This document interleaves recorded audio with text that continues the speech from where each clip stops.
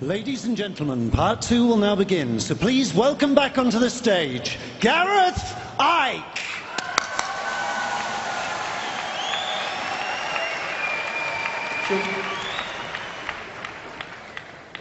We got beat up, beat up, beat up, beat up and beat up. I will clean up, clean up, clean up, clean up and clean up. Yeah, we stand up, stand up, stand up, stand up, be counter. Rise up, rise up, rise up, rise up and glow. Rise up and glow.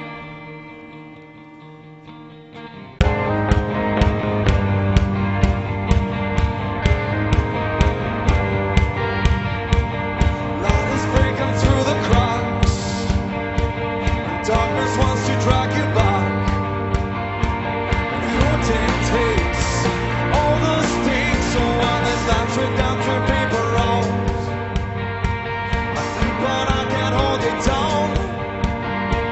Stomach knots, it tears down the lungs. We can beat up, beat up, beat up, beat up, beat up, but we clean up, clean up, clean up, clean up, clean up. Yeah, we stand up, stand up, stand up, stand up. Rise up, rise up, rise up, rise up and go. Rise up and go.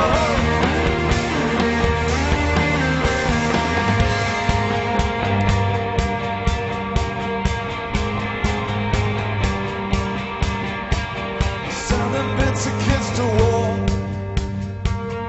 don't know what they're fighting for. Hold your sides. Who survives? So while the man he has been no respect, the people that he represents will stand proud. We drag them down. We can beat up, beat up, beat up, beat up, beat up. But we'll clean up, clean up, clean up, clean up, clean up. Yeah, we stand up, stand up, stand up, stand up. Be counter. Rise up, rise up, rise up, rise up and go. Rise up and glow.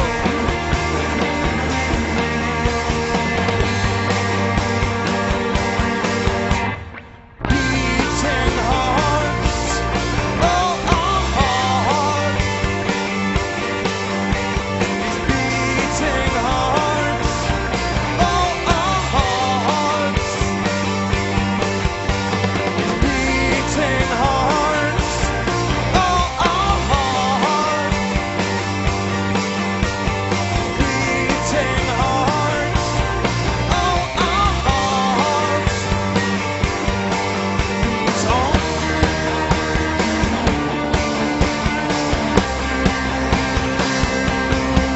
We can't beat up, beat up, beat up, beat up, beat up. Yeah, we clean up, clean up, clean up, clean up, clean up. Yeah, we stand up, stand up, stand up, stand up. Be counter.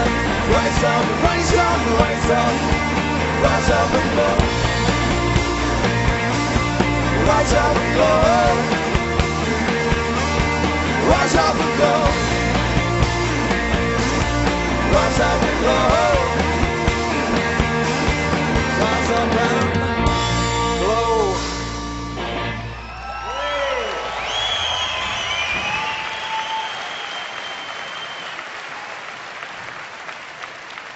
How about the thingies? Hello, it's me. They have to get moved so that can come down. Honestly, I'm like Moses, you can't get the staff. That's Gareth Icke, by the way. He's the living proof that being able to sing is not a genetic inheritance. I could clear this bloody room in 5 minutes. Another thing, oh hello, I'm me. I don't have a go at the person because they're just doing what they're told. But we just had a visit from the independent newspaper. You know, I was talking about the thing. After the 2.5 hours for which everything that follows from now on has to be heard to put it into context, they turn up and they're going to leave for a deadline for tomorrow's paper. And they're going to do a report on this event. I mean, bloody hell. No wonder people are turning to alternative news outlets. Okay, let's go. And to be fair to the person involved, who's just doing her job, what chance has she got, even if she wanted to, of putting this event in context, having missed the first 3.5 hours and missing probably most of what's to come after this section? Anyway, let's have a recap. This is who we are. We are infinite awareness having an experience. The idea of the conspiracy is to make us identify with the experience. Boom! Little me, I have no power. I am all limited. I am just someone who has to follow others. And to manipulate the way we decode reality to fit the ability of the few to control the many by keeping the many in a fraction of who they really are, by identifying with name, with job, with family and income bracket instead of the true nature of infinite self, and to hijack the way we decode reality through the five senses to impose a very different one, to give us the idea that we must follow, we have no power. Someone else must tell us what to think, what to do. And it's control of perception. Like I said earlier, if you control someone's perception, you control their actions, which come from perceptions. And that's the idea. And all these things, interestingly, all those news organizations, what are they doing? They're telling people what to think. And the other thing is that when you, especially as we go through the section after this one, all the different expressions of this conspiracy, everything from banking scams to vaccines to fake human-caused global warming, stuff in additives in food, fake terrorist attacks so that you can change society by justifying change. The idea that all this is being orchestrated by men and women in dark suits or whatever, sitting round a table, it takes on the bounds of ludicrousness. Do these exist? Of course they do. But they are the outer rim of the rabbit hole. And when you go beyond them, deeper into the manipulation, you go through them into the advisors. The people that we think are in power, that's only for public consumption. They're here today, gone tomorrow people in all the areas of institutions and politics, and another bunch will come along tomorrow, but the same force will be controlling them as well. That's the common theme, that's the cement. And you hit the advisors one step back. You go deeper in the rabbit hole, and you go into these really exclusive secret societies, which are way back out of the public domain, and yet they are fundamentally influencing and impacting on what happens in the public domain. So when you've got someone like Obama, he is announcing legislation, he's signing executive orders and death lists for bloody drone missiles in Pakistan, etc. But he ain't the one who's deciding all this. He's the one that's the point that brings it into reality through legislative change. And so behind all these apparently unconnected areas like banks and biotech cartels and NATO and the World Health Organization, World Trade Organization, the media and all this stuff at ownership level is this same force in the background. And indeed, you know, to a certain extent, this was acknowledged by the Swiss Institute of Technology in Zurich when they did this study on the connections between transnational corporations. And they found that these ones that are really red, these very, very few, have so many connections to the others that in effect that's one unit, which is what I've been saying for bloody years, that behind the apparent independence of these corporations, they're actually controlled and connected into the same group. And, you know, you've got these green lines connecting these transnational corporations, but around this group, there's so many connections, it's just one blob of green. And when you take the next step and you realize that the same network of families are actually controlling all these apparently unconnected transnational corporations, suddenly you can see that it's possible to push the world through all these different aspects of society in a common direction. So we have this thing, we call it globalization. What is globalization? It is the centralization of power in every area of our lives. When there's a few and you want to control the many, you have to centralize decision making.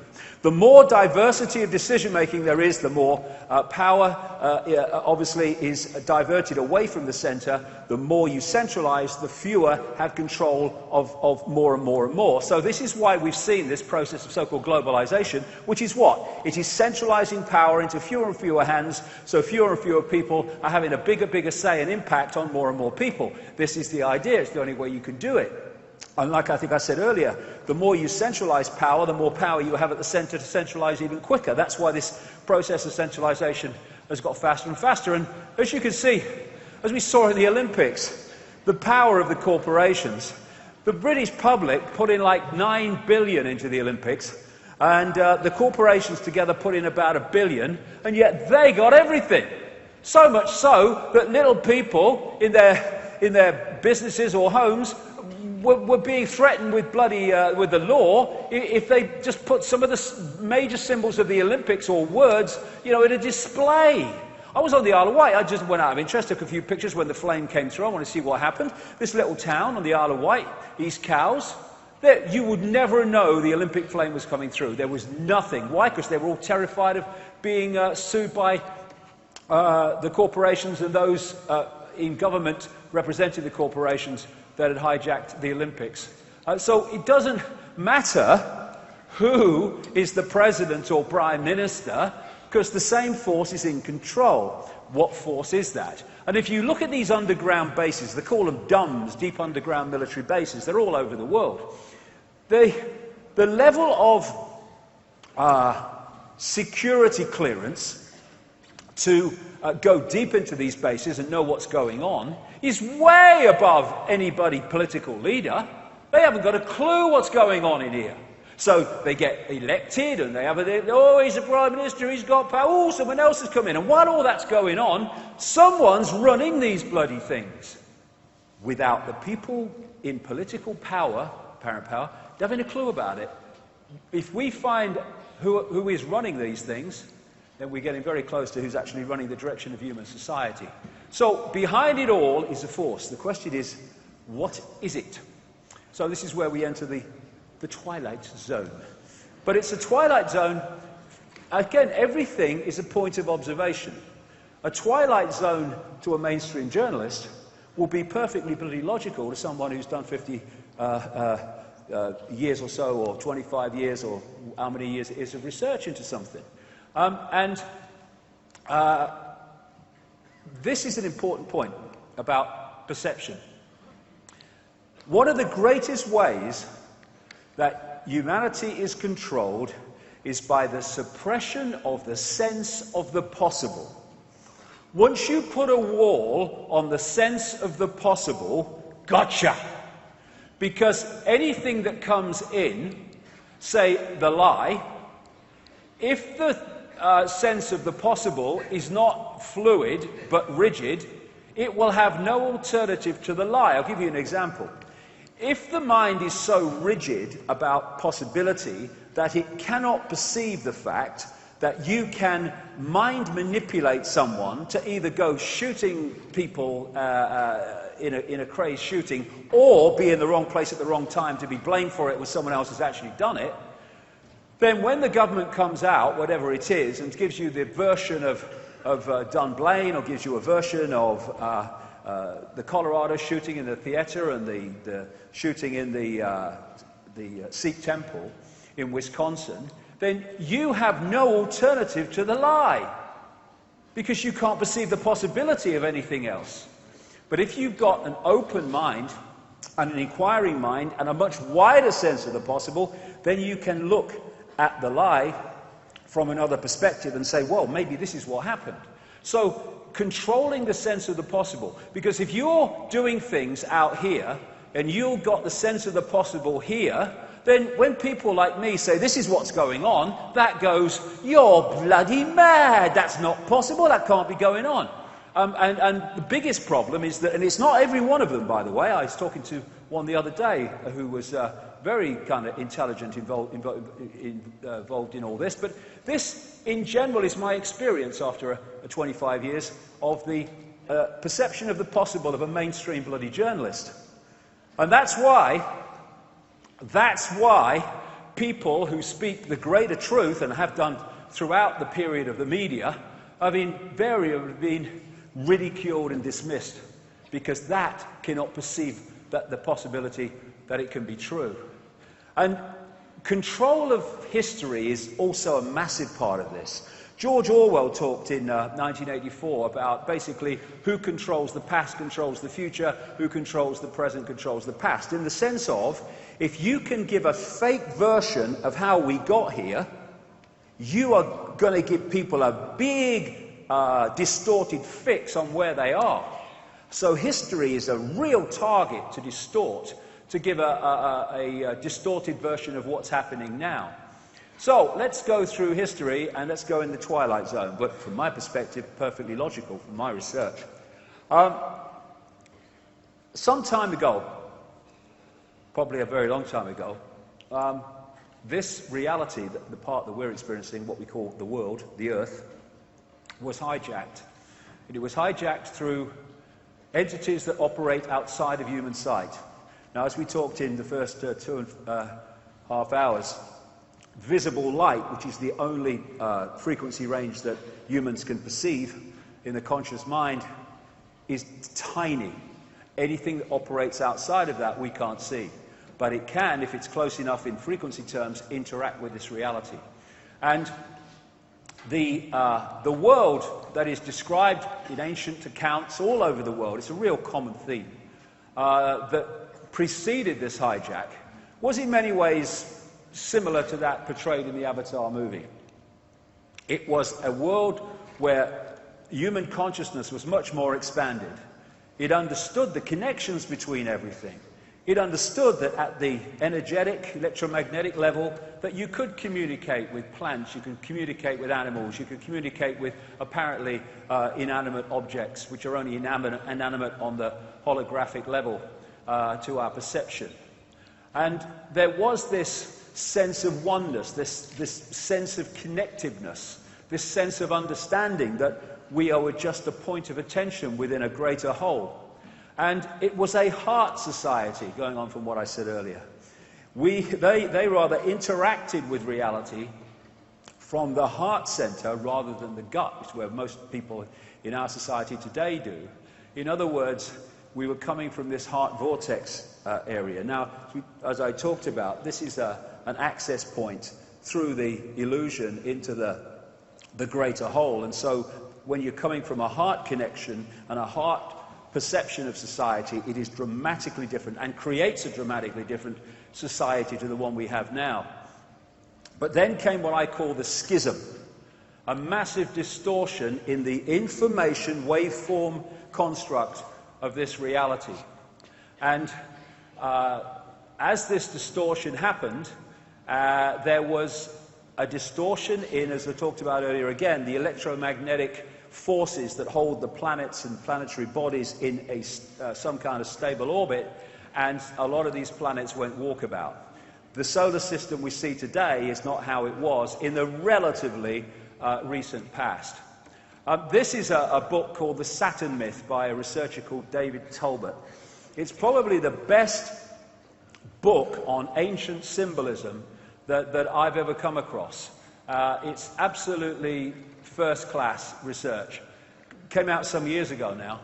And from his massive, detailed research over many, many years of ancient accounts and descriptions and symbols, he found all these common themes relating to the fact that what we today call Saturn was not where it is now and was not what it is now in terms of the rings and what have you, but was much, much closer to the Earth, to the point that it was in terms of, because it's not a planet, Saturn, it's a dwarf star, so is Jupiter.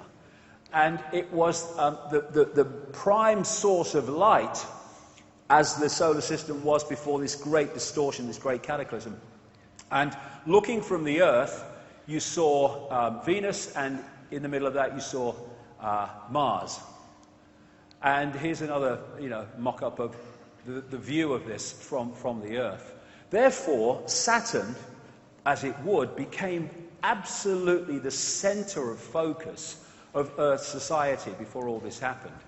Now, people like Immanuel Velikovsky in the 50s and 60s, he was massively ridiculed for coming out with a series of books pointing out that, in his view and his research, there was massive cataclysmic events in the solar system, and the planets and planetary bodies aren't now where they once were not that long ago. Of course, he was ridiculed, of course, he was dismissed, but he was a fantastic pioneer for not detailed truth in everything that he said. How can you do that when you're trying to uncover something that doesn't want to be uncovered? But it was a fantastic, trailblazing theme that he had, which has been taken up by people like David Talbot and Wallace Thornhill. Wallace Thornhill is involved very, very strongly with the electric universe research that I talked about earlier, and he adds his physics and electronics background to David Talbot's ancient symbolism and accounts background. Saturn, which I say didn't look like that in those days, and Jupiter was certainly involved in these cataclysms. And the effect on the Earth is one of the great universal themes in every ancient culture. Of course, we have the classic coming through the Bible of the great flood and Noah and what have you, but that is just a rewrite of more ancient texts in Mesopotamia, and it's the same theme all over the world, a fantastic geological and cataclysmic events that basically brought the society that was there then to an end. That's Avatar society that I was talking about. And when you look at it, you look at some of the great earth upheavals that we've had, things like the tsunami in Japan and great earthquakes. Now, they're devastating. I mean, the tsunami was unbelievable in Japan, and also the one earlier that was massively destructive. But at least there was the ability of people unaffected to come and help. When you have a global cataclysm like the one all these ancient accounts describe, then there ain't no one coming, because everyone's in the same situation. And if that happened today, very soon, first of all, what we call civilization will be over. Electricity, gone. Everything to do with electricity, gone. Oil, anything to do with it, gone. It would immediately become a primitive society from the perspective of today. And soon, the knowledge of the more advanced society that was destroyed would be lost, and it would only be passed over in myths and stuff like that. And of course, it has been. The endless stories about great continents, which people call Atlantis and Mu or Lemuria, in the Pacific and the Atlantic, crashing under the waves in this great cataclysm. And under the sea around the world are certainly some extraordinary buildings and cities that were once above the surface of the water. Now, as I mentioned in the first half, the base construct of this universe is waveform information. So any distortion at that level, and this is where the whole thing was created from, this massive cataclysmic event, will play through to the holographic as great distortions that we will see as great geological and weather events. And it was at this point that the solar system became eventually what it is now. And a lot of researchers into this area of the cataclysm look at the asteroid belt between Mars and Jupiter and say, well, their view, they may well be right, but that's the remnant of some planet or planets that operated in that area before the great cataclysm. So when it happened, the crazies moved in. This force that I'm talking about, that I say, and many of the ancient texts say, were behind the creation of this cataclysm. Not only that, because the mind also works in this waveform level, any distortion at that level will distort human perception, will distort the human mind. And we went from, when I say we, I mean humanity, went from a connected society, an open, aware, expanded consciousness society, into the one that eventually became the controlled society, and even more controlled society that we see today. And these entities were behind it. And the heart interaction also was a victim of this great cataclysmic happening. Because what happened, not least because of the distortion, but also because of the impact of these entities, we moved from being a heart-centered, heart perception society into the gut. I mean, today, when I say the gut, I mean the emotion. We interact with society today and events today through emotion overwhelmingly. More and more, what does your heart say has become, what does your gut tell you? And we're emotionally, we're reacting. We're not thinking, we're not feeling, we're reacting emotionally. And that has massive benefits for the manipulating forces I'll come to. And so the more that we dropped into this gut-based, emotion-reacting society, the more we got pulled out of that heart coherence I talked about earlier, which brings the heart electromagnetic field into coherence with the brain and with the other systems to create this connection that takes you, as the Heart Math Institute in America found, into this higher level of consciousness. In other words, boom, it went the other way. And like I say, the Institute of Heart Math talks about when you go from the heart vortex, the heart electromagnetic field, you go out of the bounds of time and space, the illusion, into the greater understanding of self.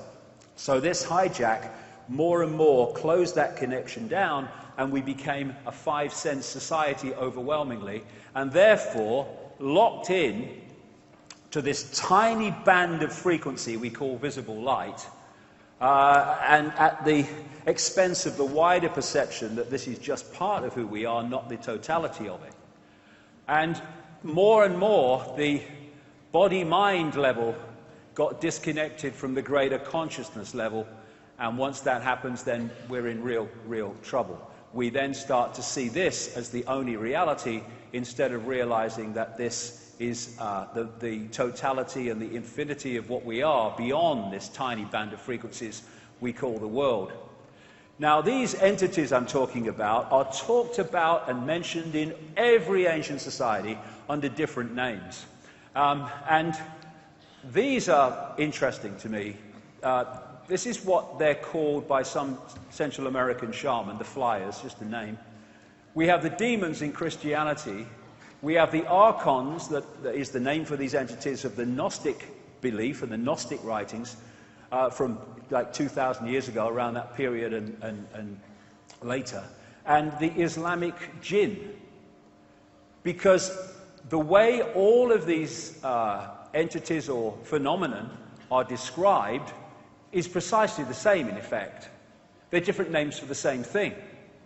And the archons, as the Gnostics called them, were said to be made from luminous fire. The jinn from Islamic and pre-Islamic Arabia were said to be made of smokeless fire. And when you look at what's said about it, they're talking about the same force, the same phenomenon. So what is it?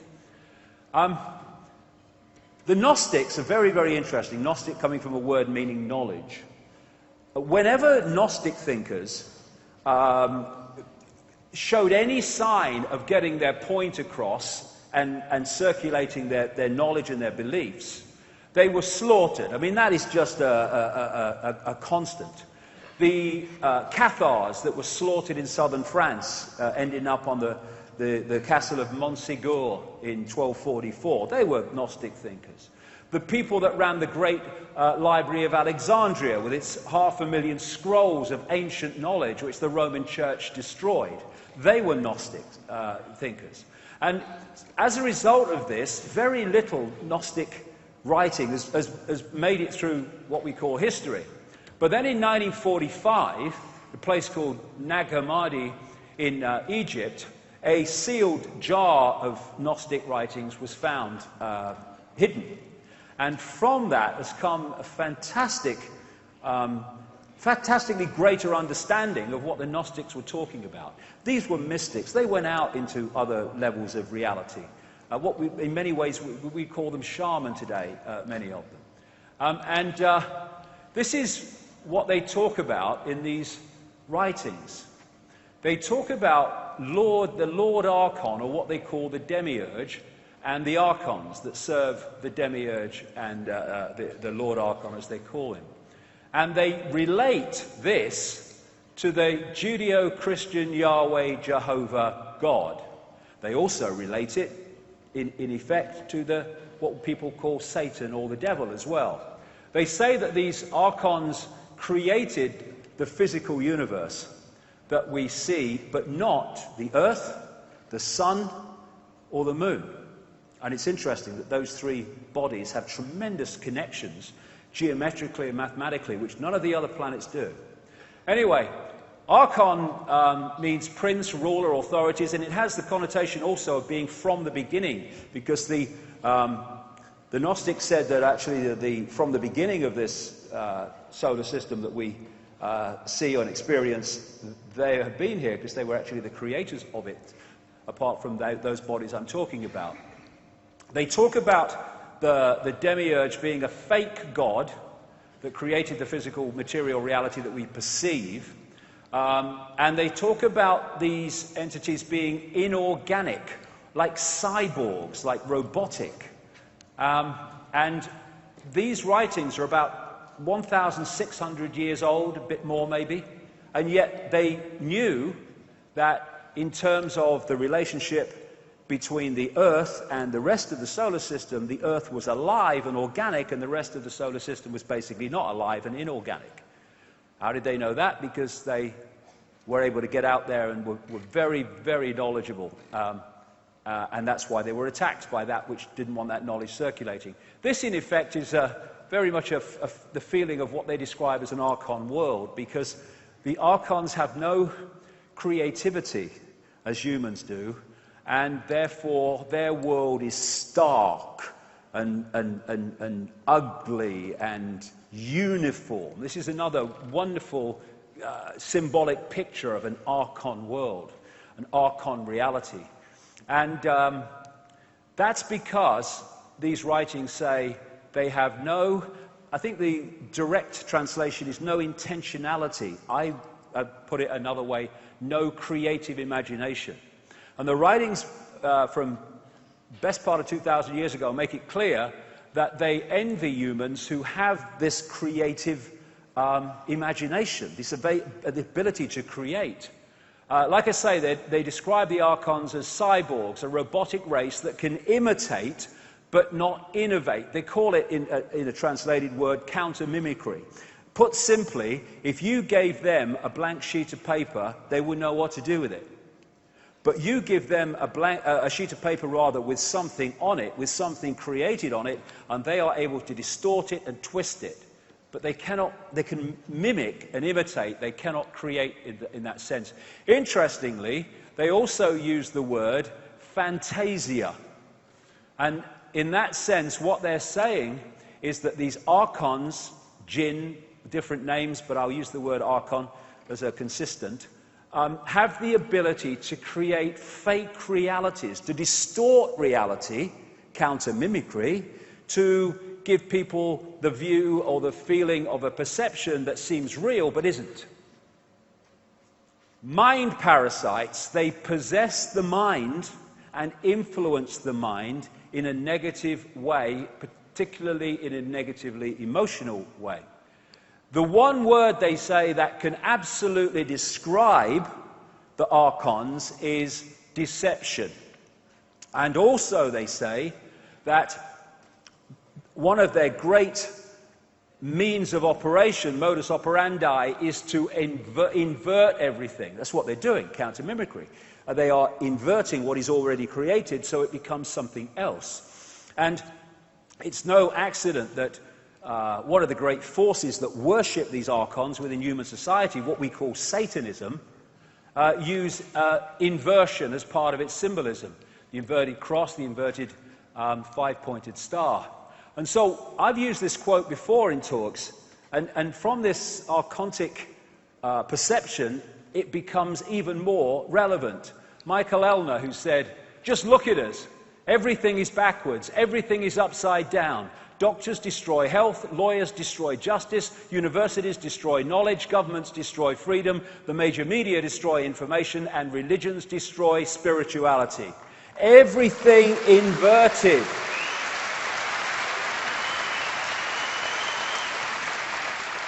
This is classic.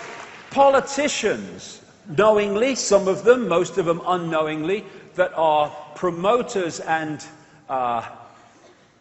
pushers of the archontic agenda, they are famous for bloody lying, inversion of truth. This is a quote from the English writer Noel Coward, who said, quite rightly, it is discouraging to think how many people are shocked by honesty and how few by deceit. Such is the level of deceit in our society. One word to describe the archontic influence: deception. So this force I talked about earlier that operates behind the crazes in politics and banking and business and media ownership and all the other stuff is this archontic force, which takes many expressions, as I'll come to. And this is absolutely, massively significant. The Gnostics talk about something called hell in relation to these archontic manipulators, and hell means, in our translation, simulation of a virtual reality. A reality that appears real to the decoder, but is not actually real. It's a fake reality. And given what I've been talking about for a few years now, the Gnostic texts describe reptilian entities in relation to being an expression of this archontic force, and 1,600 bloody years ago, they described grey entities, and they describe them as being expressions of the archons, and they say these grey entities are like an unformed baby or a fetus with grey skin and dark, unmoving eyes. They were around thousands of years ago. We think they're a modern phenomenon. No, this manipulation has been going on for a fantastic amount of what we call time. So, what can we ridicule? What's the latest thing to ridicule Icke for? Well, right, let's get a list. They must be adding to it by now. He's been talking for a while at that Wembley place. But one of the things they ridicule me for is the idea that reptilian entities are behind this manipulation of human society. And people can deny their existence if they like. I do not give a shit. They exist. This is a Spanish artist called Robert Ilimos. I spoke in Barcelona, was it 2011, something like that? And he was introduced to me because he'd had an experience which he, thought I might be able to explain. He was into none of this stuff, never heard of me, never heard of the reptilians or anything. But he had a partner who which was Brazilian. So he was in Brazil in 2009, I think it was. Yes, 2009. And he's out on his own, painting the landscape in his own unique kind of way. He's got his easel and stuff, and he's on his own, and he's painting away in this landscape. And he said, then this came down in front of him. Bit of a surprise, I suppose. And he said it was completely closed up apart from this window, and there were two entities in the window. And he said this thing came down and just stayed there for ages. He said, I don't know if I was taken aboard. He said, I have no recollection of it. And of course, he's got his bloody easel in front of him. He starts painting it, this chap. And what he saw at the window were these reptilian-type entities just staring at him, looking at him. And these entities exist. I mean, what he has painted is also described, and indeed painted, by other people all over the world who've had the same basic experience of these entities. And I had to bloody smile that this year, the Daily Mail has been taking the piss out of me over this for ages, like all the other buggers, and they run a perfectly straight story, headlined, "Welcome to our new lizard overlord. Studies suggest alien worlds could be full of super-intelligent dinosaurs." But because it's a scientist saying it, it must be bloody true. That Icke, he left school at 15, he can't be right. Oh, bloody hell. Now, what is also interesting about these Gnostic writings is that they clearly were, in many ways, a blueprint for what became a lot of the biblical writings, but they were distorted. A lot of things were removed that were in the Gnostic writings. And one of the things in these texts says, the Lord Archon, demiurge as they call it, come, let us create a man according to our image of God and according to our likeness, that his image may become a light for us. And of course that became a similarly biblical story, but distorted. Even the History Channel has had a series, Ancient Aliens, the series, and one of those programs in that series was about all the ancient descriptions of interbreeding between humans and non-humans to create hybrid bloodlines. And when we talk about interbreeding, because of what we talked about earlier, the nature of reality, it doesn't mean some entity has to have sex with some human, nor does it even mean, it may do, but it doesn't even mean that there has to be some kind of genetic manipulation. There probably was, but it doesn't have to be, because if you can change the information blueprint at this level, then it comes through to the holographic level as a completely genetically different entity. It's just an information change. So all these things are possible. But certainly they're all over the ancient world. This is the most famous one, but all over the ancient world there are descriptions of interbreeding between non-human entities and humans, creating hybrid bloodlines. This is Genesis. There were giants in the earth in those days, and also after that, when the sons of God came in unto the daughters of men, and they bare children to them. The same became mighty men which were of old, men of renown. And this is called the genetic disk. It was found in Colombia, which is estimated to be at least 6,000 years old, and on it are depicted human sperm, human female eggs, the birth process, the whole shebang. Fetuses, they knew that far back about all this stuff, because in ancient society there were high levels of awareness, not least because of these entities, but also in the pre-cataclysmic societies, and that got lost when the cataclysms brought an end to that, and people went back to basically a primitive society would actually build up again. And, of course, when you talk about the so-called fall of man, it's all connected to this, the fall into a lower state of consciousness, I would suggest, then reptilian snakes seem to be involved in that. And what is also described is the genetic manipulation of the human form. Again, some people have kind of decoded this or expressed this as these entities created humans. Bollocks. No, what they did was change what already existed. It's absolutely in line with what the Gnostics talk about in terms of this archontic force.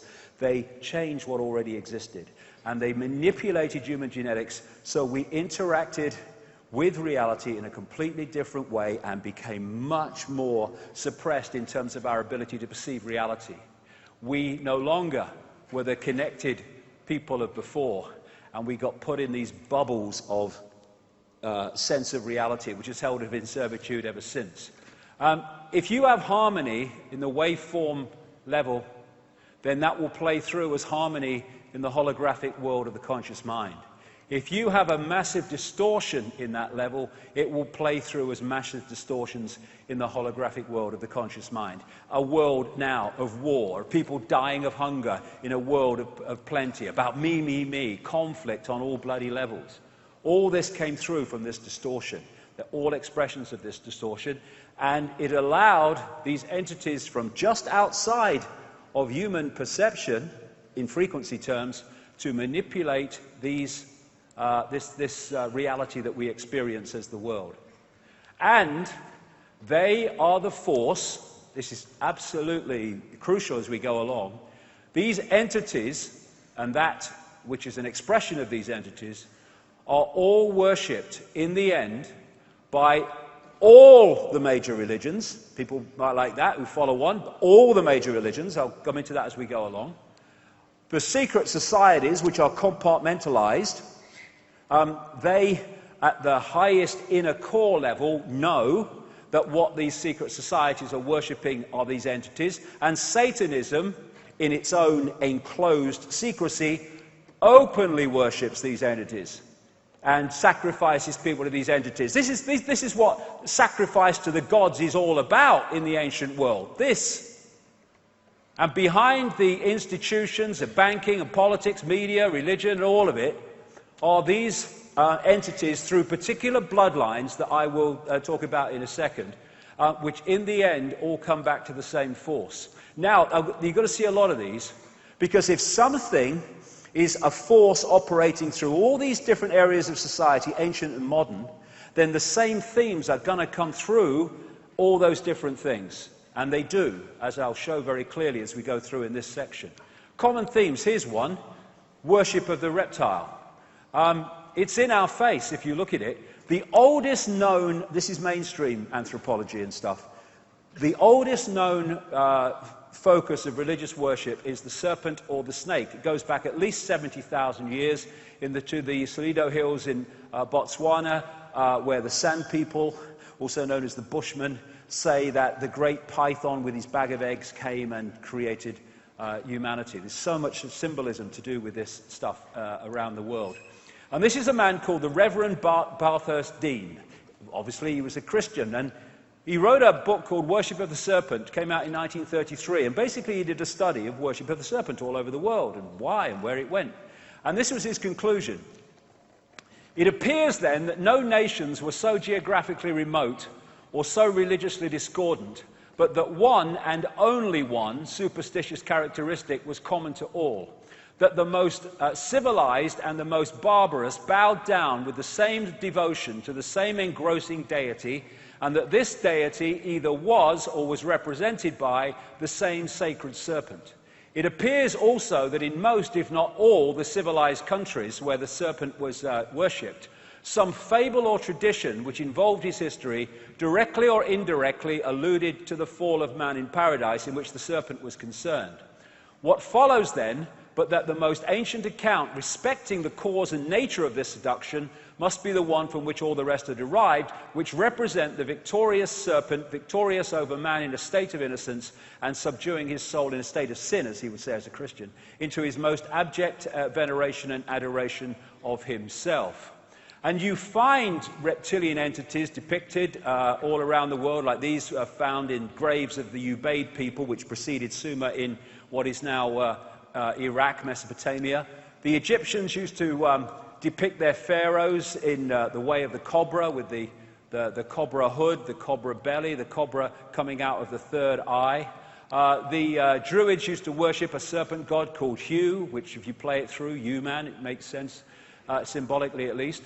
In Asia, they had the Nagas, who was said to be a people who could take either human or reptilian form. You had Kukulkan, who was the serpent-focused god of the Mayan people in Central America. Of course, you've got the dragon all over Asia. You've got folk tales galore about dragons and flying dragons. And you've got the folklore and the fairy tales of princes turning from frogs into princes and stuff like that. And this, ladies and gentlemen, is the Paul VI audience hall in the bloody Vatican. There's old Ben. What the bloody hell is that? Right? It's supposed to be... It's called the resurrection. It's supposed to be Jesus being resurrected. Bloody changed since I last saw a picture. Not that they know what he looked like anyway. It didn't exist, but there you go. But so here then you have the way that the ancients in Mesopotamia and Babylon and such like, they represented the serpent, not the fish gods rather, with the scales, fish god worship. And the priests of the fish god cult, like the Dagon fish god, etc., they used to wear hats like this that looked like a fish head. And I'm saying, as I've said in my books over the years, these ancient religions came through is the Roman Church and Christianity and other things. They're just the same ancient religions using different names to hide the fact that they're the same ancient religions. So there's the fish god cult of Babylon, and there's the Roman Church. Old Ben. And there's the Archbishop of Canterbury with his fish hat. You know, marrying the royal couple. It's just the same thing coming through the ages. They hide it. I'll have a pound of cod, please, Pope. And some chips. There you go, there's your chips. It'll be... No. Oh, think of the sponsorship potential, Ben. So, this is a great friend of mine, Credo Muchwa. He's in his 90s now, from South Africa. I met him in 1998 when he called me and said, "How do you know about the Chitauri?" What the hell's a Chitauri? People, the children of the serpent. It's the Zulu ancient lore and legends of the Chitauri, reptilian entities manipulating human affairs. This is one species, because there are many of these reptilian entities, which Credo painted, because he's he's an artist and a great talented man. Interestingly, when you put that next to Robert Ilomis's painting from 2009, and that's much older, in a totally different society, the similarities are compelling. And this is the necklace of the mysteries. It's been stolen now, unfortunately, but I've seen it many times before it was. Credo Mutua had this passed down as in the shamanistic stream. It's mentioned in accounts 500 years old. He reckons it's at least 1,000. And here you have the symbols hanging from, it's not a necklace really, it goes on the shoulder, it's extremely heavy. And the shaman goes around these symbols and tells the story of African history and indeed world history. And on the front is a very non-human entity with in come and get me mode. And here is a human woman. And this, hundreds at least years of old artifact, that symbol is about the interbreeding between the non-human race and humans to create this hybrid bloodline. And there's more symbols on there, which I'll come to later. And I asked him, I said, well, it doesn't look very reptilian. And he told a story that I found around the world in different cultures, that this reptilian force, this Chitauri, as they call them, said, you never depict us as we really look.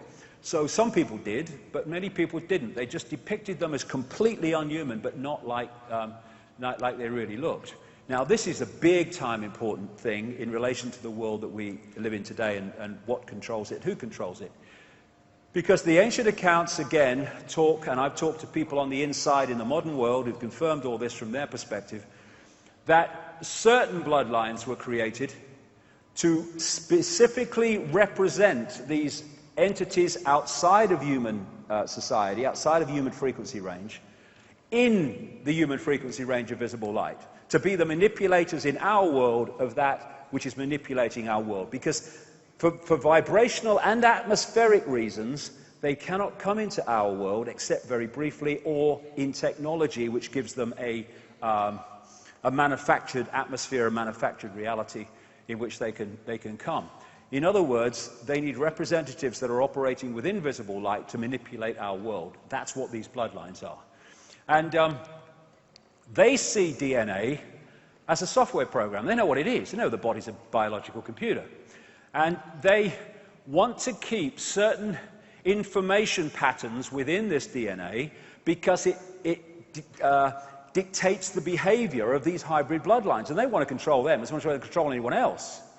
And so, to keep this bloodline pure, in other words, to keep the software program intact, these bloodlines, through the ages, known as royal bloodlines, aristocratic bloodlines, have interbred incessantly with each other. Because if they bred outside of this particular hybrid software, it would quickly become diluted and no longer have the information patterns that dictate their behavior, which I'll come to. In fact, I'll come to it now. One of the great traits of these bloodlines is that they have deleted from them the ability for empathy. Empathy is the fail-safe mechanism of human society, or any society. If we have empathy with the consequences for others of our actions, that fundamentally dictates our actions and suppresses the extreme nature of our actions. If you have no ability to empathize with the consequences for others of your actions, there are now no limits. There is nothing you wouldn't do because there is no emotional consequence of doing it. Indeed, you can get off on it, as some of these do. And these, in the modern world, are what those bloodlines look like today. They've come through history, and now they're the ones in the positions of power in banking, business, media ownership, politics, corporate, massive corporate giants around the world in big biotech, big pharma, big food, and all the rest of it. And they are the representatives within visible light of these archontic, I will call them because they take various forms, entities. And they are shapeshifters, or the most extreme of them can be. Not all of them that were on that picture, but the more extreme of them can be. And people say, that Icke is another one on the list. He says people can shapeshift. That's ridiculous. Well, if you're coming from your perspective of reality, that everything is solid, that is bloody ridiculous. But as I talked about in part one, this is not a solid world. It's a holographic world. The solidity is illusory, as quantum physics will confirm. And the shift in shape is not a physical solidity shift. It is a shift in the information waveform information field. So, if there's a shift in the information field at the waveform level, then it will be decoded through the genetic brain decoding system through to a holographic shift. In other words, the shift takes place in the observer's decoding system. 1 minute the person is looking human, because that is decoding the human field. Then there's a shift in that field, and another field, which is not human, will become the dominant one. That decoding system is now decoding the second field. To the observer, there has been a physical shift from human to non-human and back again, but what there's actually been is a shift in the information fields the observer is decoding. And thus, we see people, he's not there by accident either, we see these people here with invisible light, and they look human. But if you could see beyond it, deeper into the energy field, you would see something that's anything but human. And these Gnostic writings found at Nag Hammadi talk about the fact that one of the great ways that these archontic entities manipulate human society and human perception is by being mind parasites, by what we call possessing or influencing the human mind to think, perceive, and act in certain negative ways. So, one of the key reasons that these particular bloodlines were created was because if you have genetic compatibility here in the holographic realm, then when you go back to the base construct, the vibrational realm, you have vibrational compatibility, or much greater, and therefore the ability to possess that body-mind and influence it and dictate its perceptions and behavior becomes much more powerful than the general run of the human population, which that genetic compatibility is not as close. Of course, possession is an ancient, as long as history, theme, right up to the present day. Now, talk to a lot of visual psychics around the world. I mean, I've been on this road nearly a quarter of a century. I've had a chance to talk to a few. And they often tell me about seeing ethereal-type entities, often reptilian in form, locking into these lower two chakra points and kind of floating around. This is part of the way that they possess. And then I'm reading an article about this visual psychic, a Swiss bloke, who seems to be, very renowned at what he does. And he wasn't talking about any of this stuff. He was just talking about his life and what he experienced and things that he's experienced. And in the middle of this article, he said this, a guy called Anton Steiger. When I see people in business or politics who are particularly trapped by the material world, five senses, for example, I notice that they no longer have any light bodies at all. In many of these people, the point of light at the heart chakra, which is otherwise always present, is no longer visible to me. What do we call these people like bankers? They are heartless. Literally true on an energetic level. Instead, I see something like a layer of shiny tar around them, in which a monstrous being in the shape of a lizard can be distinguished. When such people speak on television, for example, I see a crocodile shape manifesting itself around the person like in a concave mirror. I don't see the light of their throat or forehead chakra. this is the possession, this is the mind parasite nature of these entities that the Gnostics talked about. Now, lots of people send me stuff from around the world because what I talk about, and I got sent this. I'm not saying that this is real, it might be a trick of the light, but it does give a visual feel for the way so many of these people have been described to me. With the eyes changing from a human pupil to a reptilian pupil, and then going back again. I've heard that, you know, people have given me endless accounts of full body shifts, shifts of the upper body, and more than anything, shifts of the eyes. The eyes are the window on the soul, or the window to the self beyond the world that we see. And interestingly, I've got a friend who has an associate who was doing research into, I mean, I don't agree with it, but he's doing research into iris scanning technology. And this led to him looking through a microscope into, I think it was 2,300 eyes or pairs of eyes. And what he said, he had no idea that my friend was associated with me, probably had no idea I exist. But what he said to my friend was this: of the 2,300 eyes that he scanned, around 4% appeared to be of reptilian type and appearance, and he could not understand what the hell that was all about.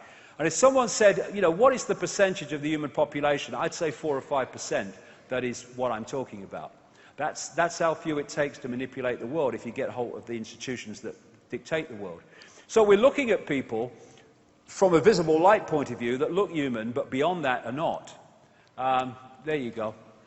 He doesn't have to shapeshift Murdoch, does he? I mean, bloody hell. A bit like Mick Jagger. He don't have to, does he, really? But there you go. There's one of them. He doesn't look, he looks perfectly human. Oh, there we go. There's another one. There you go. There you go. Ooh, there you go. Been to the ritual, Mum? Have you? What's going on? And the other thing is that these bloodlines, they, like I've just said, they stay inside the network. And so that when you follow them back, you tend to come across some interesting people. We've had Prince Charles in the last few months talking about the royal family's ancestral connection to Vlad the Impaler, one of the most infamous blood-drinking, satanic torturers in human history, who was a member, along with the rest of his family, of something in its simple title called the Order of the Dragon, which goes back into the ancient world, which is an order of these bloodlines.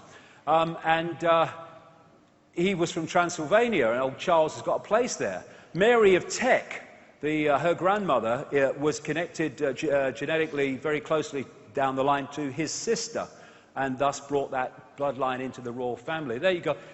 They're not what we think they are. That's the point. And because we only see the visible light level, it seems fantastic. I think, you know, one of the great, well, no, I'll rephrase that. The only good thing, from my point of view, of the Diamond Jubilee celebrations was when, at the royal concert, Elton John sang Crocodile Rock to the royal family. I thought that was absolutely frickin' brilliant.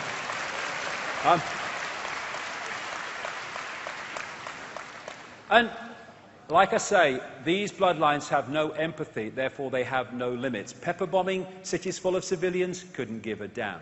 Starving people to death, putting mercenaries into countries to cause mayhem, as in countries in the Middle and Near East and North Africa, not a problem. What a laugh. No empathy. Another thing is that a lot of people don't realize that one of the fundamentally important influences of human perception and behavior is called the R complex by scientists, or the reptilian brain. And the reptilian brain, when not balanced by other parts of the brain, gives us cold-blooded behavior and territoriality, a desire to control, an obsession with ritualistic behavior. These are so ritualistic, these bloodlines. Everything is ritual to them. And hierarchical structures of power.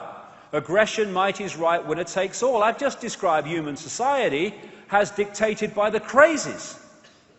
And all this stuff in the royal family, all this royal protocol, all this ritual is all reptilian brain. And if you have a greater infusion of reptilian genetics, you're going to have a greater extreme of reptilian characteristic traits. I mean, did you see that after the royal wedding, when Madam issues another list to update who should bow and curtsy to bloody who?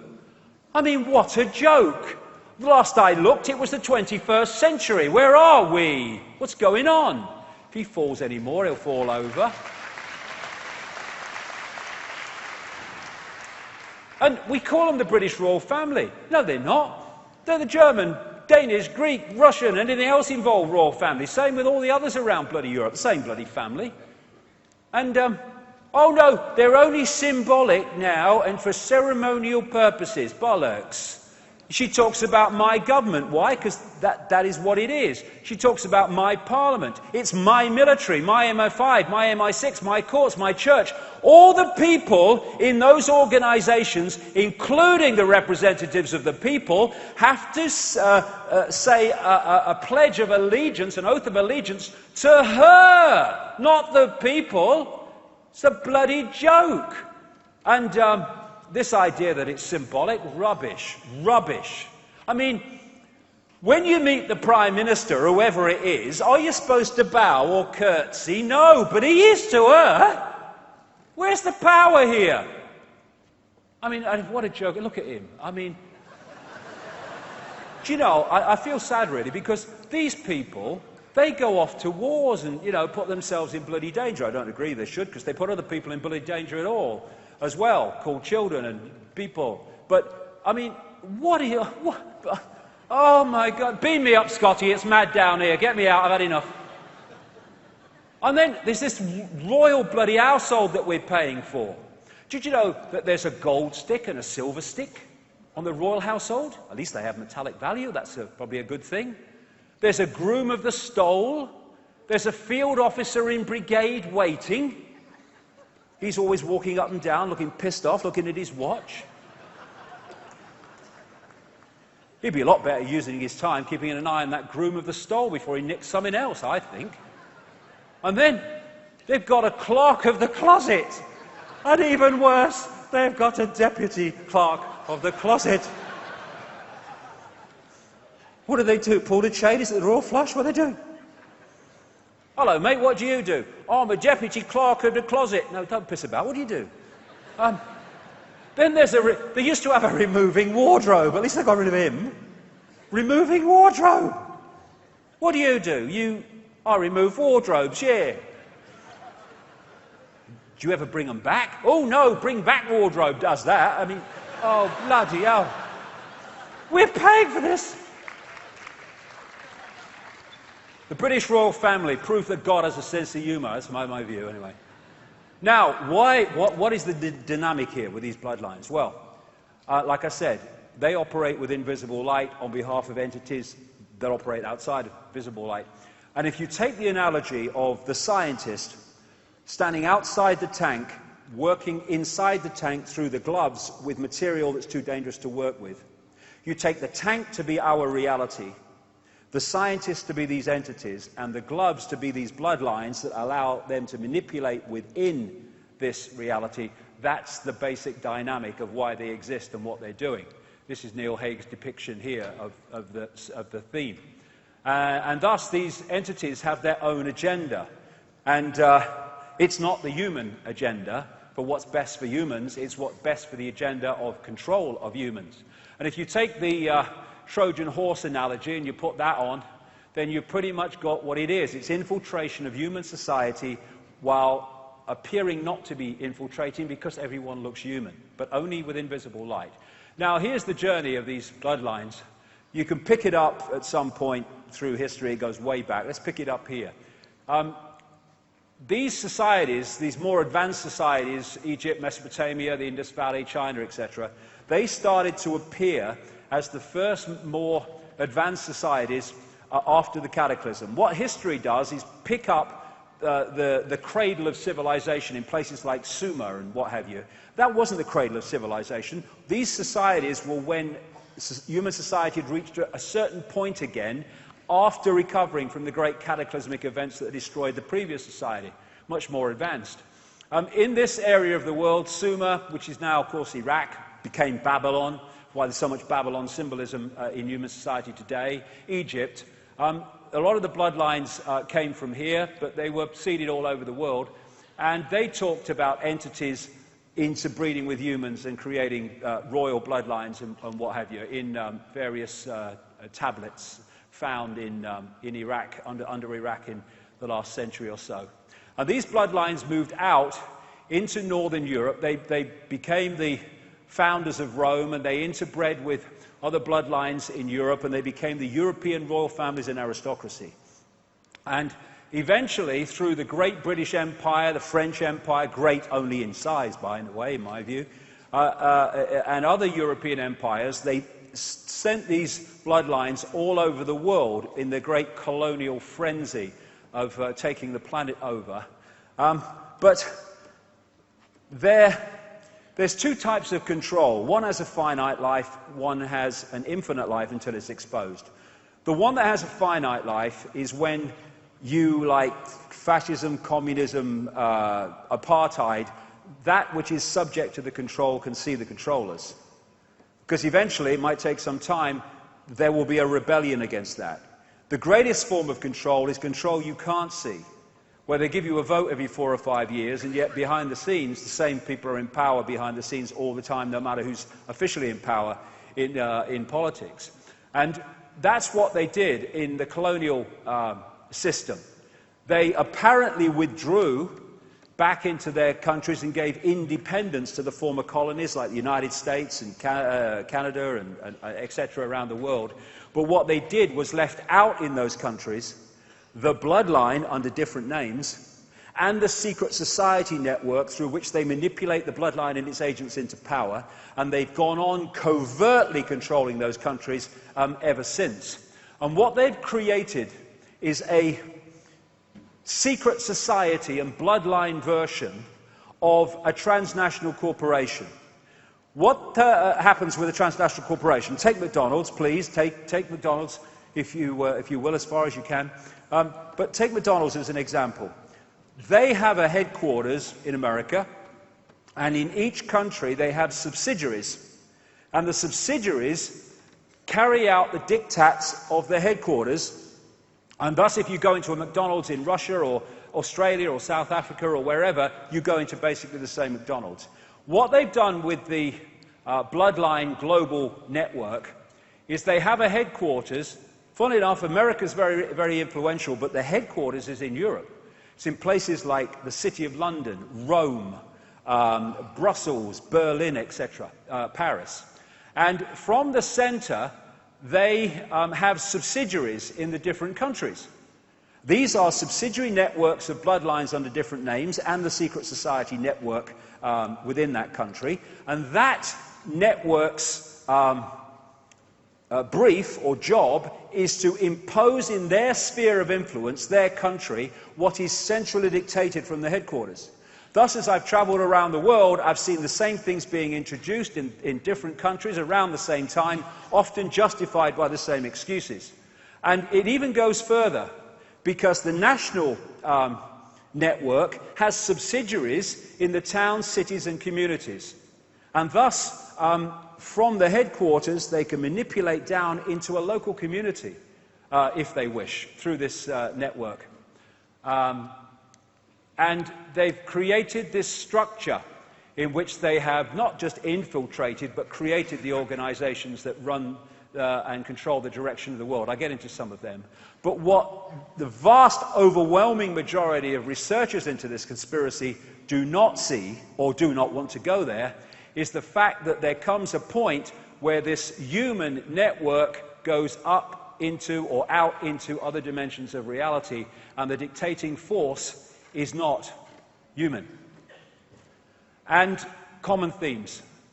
The number of times you see around the world depictions in different societies of half human, half reptile entities. This is obviously in Asia. And the depiction of the interaction between reptilian entities and humans, and part human, part something else. The gargoyles on the churches built by these secret societies, like the Knights Templar, and on the castles and mansions of the elite bloodlines, they are symbolically these entities. So many of the coats of arms of these bloodlines carry reptilian themes. The whole logo of the City of London, or Babylondon as I call it, because it's one of the great central focuses of control, not only through finance either, is a reptilian holding the red cross and the white background of the Knights Templar, one of the major secret societies in this network. One of the key points in London, for this conspiracy anyway, where the City of London meets Temple, or Temple Bar, or the Temple region, which is the legal profession and courts, is this flying reptile on a pedestal right in the middle of the road. They put these things everywhere. Now, there's another common theme, this is all over the world, of reptilian-type entities eating humans. There's so many of them, it's unbelievable. This is Central American, as the previous one was. Here's some more, and often they'll put a crown on the top, because this is the royal bloodline. This is where the divine right to rule comes from, or the idea of it. It's the belief that you have the right to rule because of your genetic descendants from these gods, the divine right to rule. There again, a similar one. Here's other ones, and logos and coats of arms and what have you. And there's Alfa Romeo, the same, and of course the red cross and the white background of the Knights Templar. You see this reptilian theme coming up a lot in entertainment, because these bloodlines and their networks control Hollywood, and they control the entertainment industry in general. This is an advert, a Nike advert, where this American footballer was depicted as reptilian, and the theme of it was, because of that, he was better than anybody else. And at the end of the Thriller video, when Michael Jackson turned round, they were reptilian eyes. They could have been lots of different eyes, but they were reptilian. And this happens because of what I said earlier. All these different things are worshipping the same basic force, and thus this symbolism of this force appears in all these different areas, not just these, also banking and politics and stuff. Now, a lot of these bloodlines are Satanists. In fact, the major ones are all Satanists. And by that I mean they are into human sacrifice, human blood drinking, and all that other stuff, sacrifice of children. And it's been going on way back. And people have no problem with the fact that it was going, oh yeah, those ancients used to do that, and the Aztecs and all that stuff. But they can't expand that perception of the possible that it's still going on. It is massively going on. The fact is it was openly going on then it became unacceptable to the population in general, and it's gone on secretly ever since. And what I've talked to a lot of Satanists, former Satanists, and I guess former Satanists, who've told me common themes about what goes on in these rituals. And, you know, these entities are feeding off human energy. And one of the things that they do is when they're sacrificing somebody, the people with invisible light, the Satanists and the bloodlines, they'll drink the blood, because when the terror reaches a certain point in the ritual, a certain adrenaline goes in the blood, which gives these people a high. I mean, sick is not the word. But on another level, an energetic level, the entities are feeding off the energy coming off of terror and fear of the sacrifice. And the other thing that they tell me happens in these rituals is they create an energetic environment, like a stepping stone energy environment, where these entities can come through and manifest, not for long, but for a while. Common themes. Now, this is David Berkowitz. He went to jail for the Son of Sam serial killings in New York, and after he was jailed, he said, he corresponded with a Christian minister, and he said, yeah, I did it, but I did it as part of a satanic coven, a satanic cult that arranged it all for me, and I was just the guy who did it. And he said at one point in his correspondence, Satanists are peculiar people.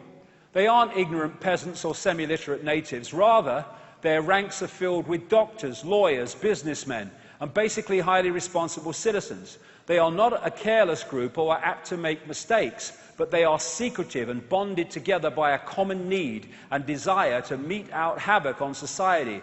It was Aleister Crowley who said, I want blasphemy, murder, rape, revolution, anything bad. What does that do? It pulls that energy that they feed off, but it also pulls people into low vibrational states of awareness. And the two major colors of Satanism, for frequency reasons, are black.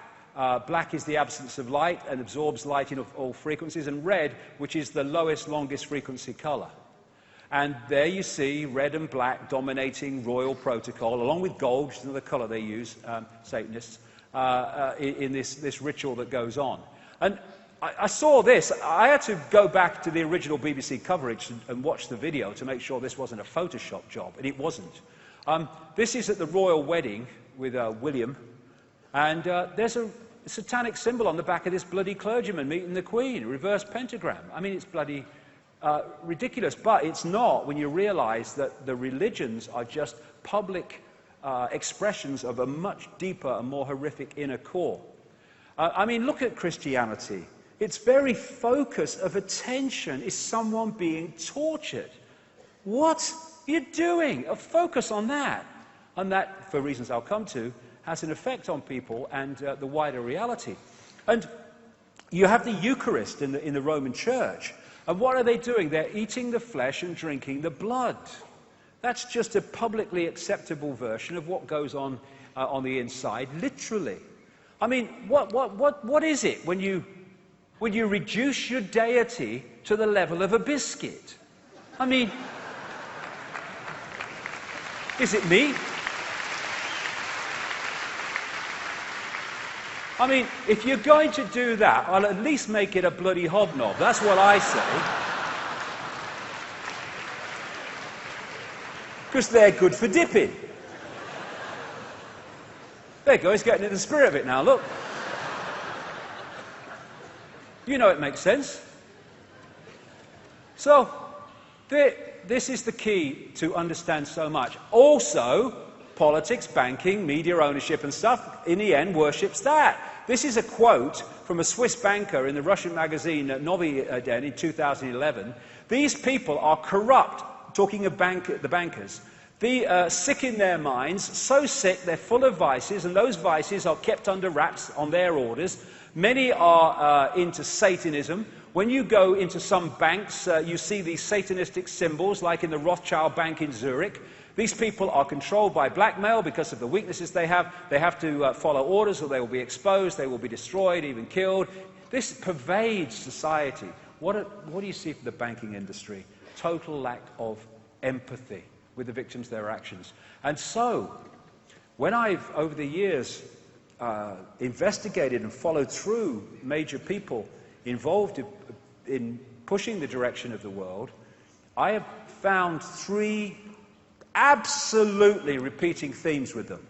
One, secret societies. Two, Satanism. Three, very topical at the moment, paedophilia. And they connect together in reasons I'll come to.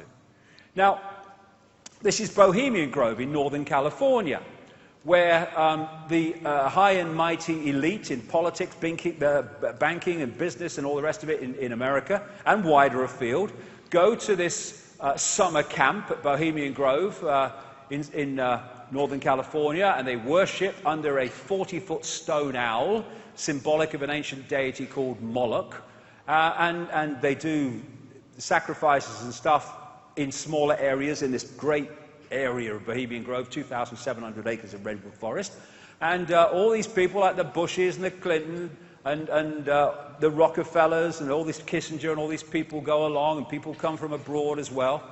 And we're seeing Satanism more and more pushed and infiltrated into human society to become more and more acceptable.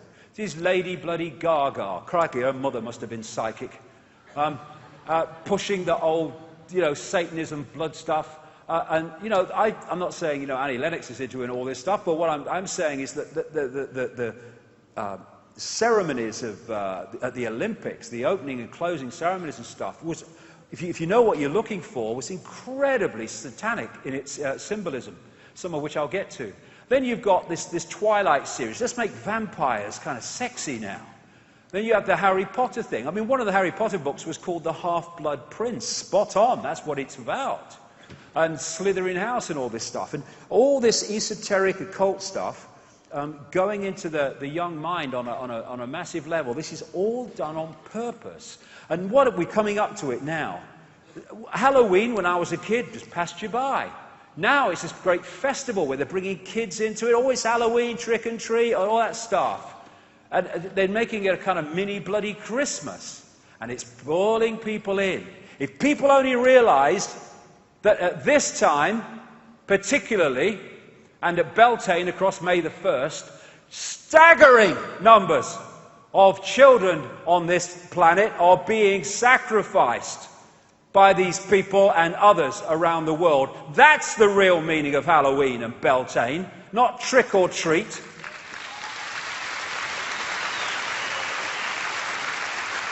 And this whole energy stuff very much connects into Satanism. Because, as I mentioned, these entities outside of human sight, they feed off human energy. It's one of their power sources. But it's a particular human energy. It's a very simple frequency physics situation. If you are within a certain frequency band yourself, you are only going to absorb energy within that frequency band. Anything outside that frequency band is going to go through you like radio stations go through radio stations. Thus, you need to generate energy within a frequency band that you can absorb. What is the frequency band, in human terms, of these entities? Low vibrational human emotion around the basic state of fear. And so they're generating human fear, anxiety, frustration, anger, hatred, all of it, because it's generating the energy that they absorb, their life force in so many ways. In the Matrix, they had the machines symbolically feeding off human energy. That's what these entities do. And thus, if you go back to the Dr. Emoto stuff with the crystals in the water, the crystals with words of love written on the side of the water before they were frozen are beautiful, geometrical, beautiful to the eye. That energy is unabsorbable by these entities. It's on a frequency they simply cannot sync with because of their state of being. This is what they want. They want this energy. And thus they have created and structured human society to become a factory, an engine room, a generator of this energy. A war is a banquet to these people because of all the energy that's created by those doing it, those receiving it, and the impacts on lives as a result of it. And look at the way the human society is devastated in terms of its balance, its harmony, its joy, by reasons for low vibrational, distorted emotional responses. And this is a key reason why humans were manipulated from a heart society to a emotional gut reaction society. Because there, nothing served for dinner, darlings. Here, much as you like. And people think that human energy is not important. There are sensors around the world that are picking up changes in the Earth's energy field. This is what happened on 9/11 as a result of humanity's response to what it was witnessing.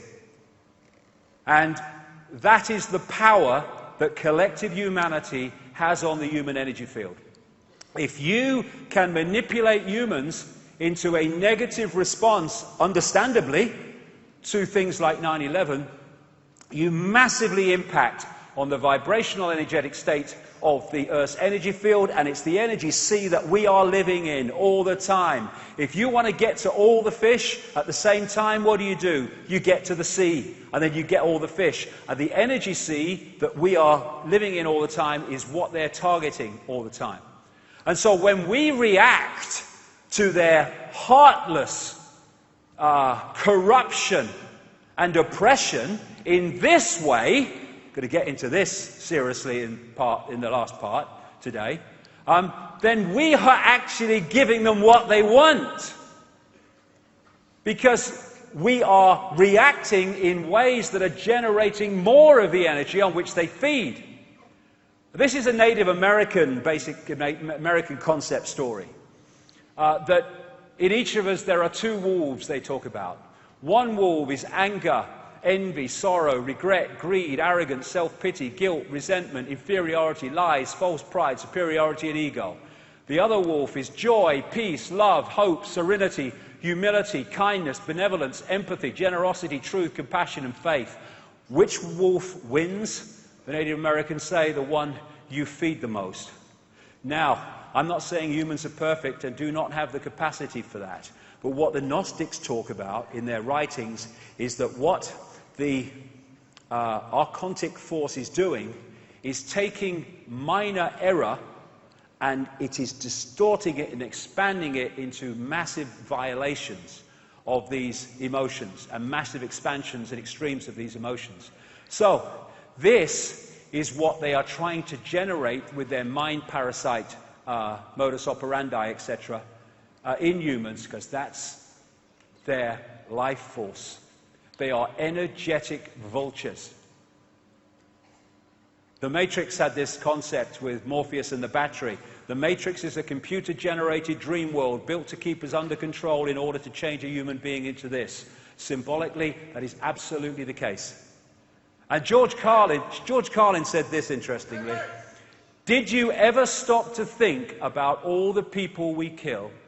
They're always the people who tell us to live together in harmony and try to love one another. Gandhi, Lincoln, John Kennedy, Bobby Kennedy, Medgar Evers, Malcolm X, Martin Luther King, John Lennon. They all said, try to live peacefully together. Bam, right in the head. Apparently we're not ready for that. Or we're ready for it. But that which is manipulating us does not want us to have it.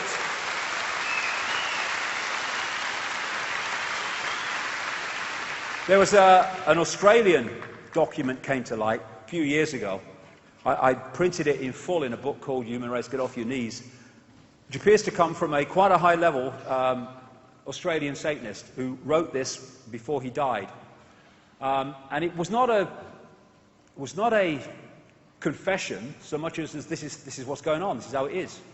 And he talked about many things, but he also talked about the fact that what Satanism does is it constantly targets the Earth's energy field at specific points to repeatedly do rituals there which lower the vibration of the Earth's energy field. Again, the sea that we're interacting with to push us down into the same low vibrational state. This is what he said in the document. Most people do not realize that Satanism is a ritually based practice and that this repetition has, over time, left strong impressions upon the morphic field, the energy field, the sea that I talk about. Now, this is massively, massively important. It's going to take us into some really weird and wonderful places. The language of symbolism. Why are these symbols, recurring symbols that I'm going to go through, why are they all around us? Well, I'm going to get to the point of why, and it's very deep in the rabbit hole that we go in here. But what are symbols? This is why it's so vital to understand at least the basics of the nature of reality to understand the conspiracy. Confucius said, signs and symbols rule the world, not words nor laws, nor... So why? This is why. A symbol is, again, a symbol in the holographic world. Bring it down to its basic state. It is a vibrational information field. A symbol communicates information to the brain through the eyes in the same way as the ear communicates audible visual words and sound to the brain as an information field. The difference is that when you hear something, at least you're aware of its existence. It is conscious. When a symbol talks to us through the eyes to the brain, it is subliminal. Therefore, symbols are planting information fields and vibrational states into the human subconscious, which then come through to influence conscious perception and conscious behavior. Also, if a symbol represents something, whatever it is, if you focus your attention on that symbol, you are making an energetic connection with what that symbol represents, because what it represents and the symbol, as I'll come to, will be the same frequency field. And thus, symbolism is one of the greatest ways that we are mentally and emotionally manipulated and encoded and perceptionally manipulated. There's a great saying, it's true: energy flows where attention goes. Somebody said to me, other people have had this experience, they said they were in a restaurant, sitting at the table, and they said, I felt like two eyes were sticking in me back.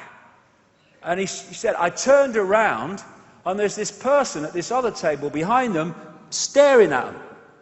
Now, of course, they weren't feeling two eyes sticking in their back. What they were feeling energetically, which eventually filtered through to the holographic level of feeling, was the attention of the person staring at them. Energy flows where attention goes. So thus, if you can hijack someone's attention, collectively or individually, you are hijacking their energy and their life force. Energy flows where attention goes. Now, in the Olympics, I heard British athlete after British athlete during the London Olympics that was successful, saying that they got this amazing energetic surge from the crowd. This is why people doing sport among their own supporters have a great advantage, because as these athletes were competing in the London Games, overwhelmingly watched by British people, the focus of attention, willing them to win, was making an energetic connection to these people and thus energizing them. Energy flows where attention goes, but it goes the other way.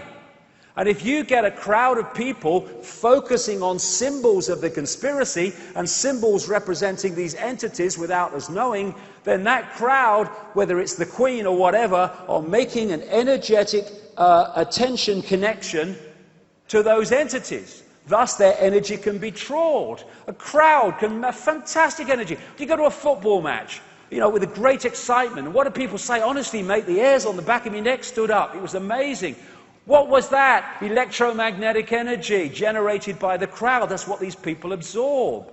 Same with the Vatican, with these great crowds that focus on the bloody Pope and the ritual and the symbols. Same with the symbol-infested bloody entertainment industry these days, with people like Madonna. And when you get people like focusing on a religious symbol, look at the bloody energy that would create and be able to be trawled. And when you get and focus like 5 days a week. I'm not having to go at one religion. I mean, they're all the same to me, and I respect people's right to believe what they want to believe, but I have my right to believe what I want to believe as well. That's the deal. And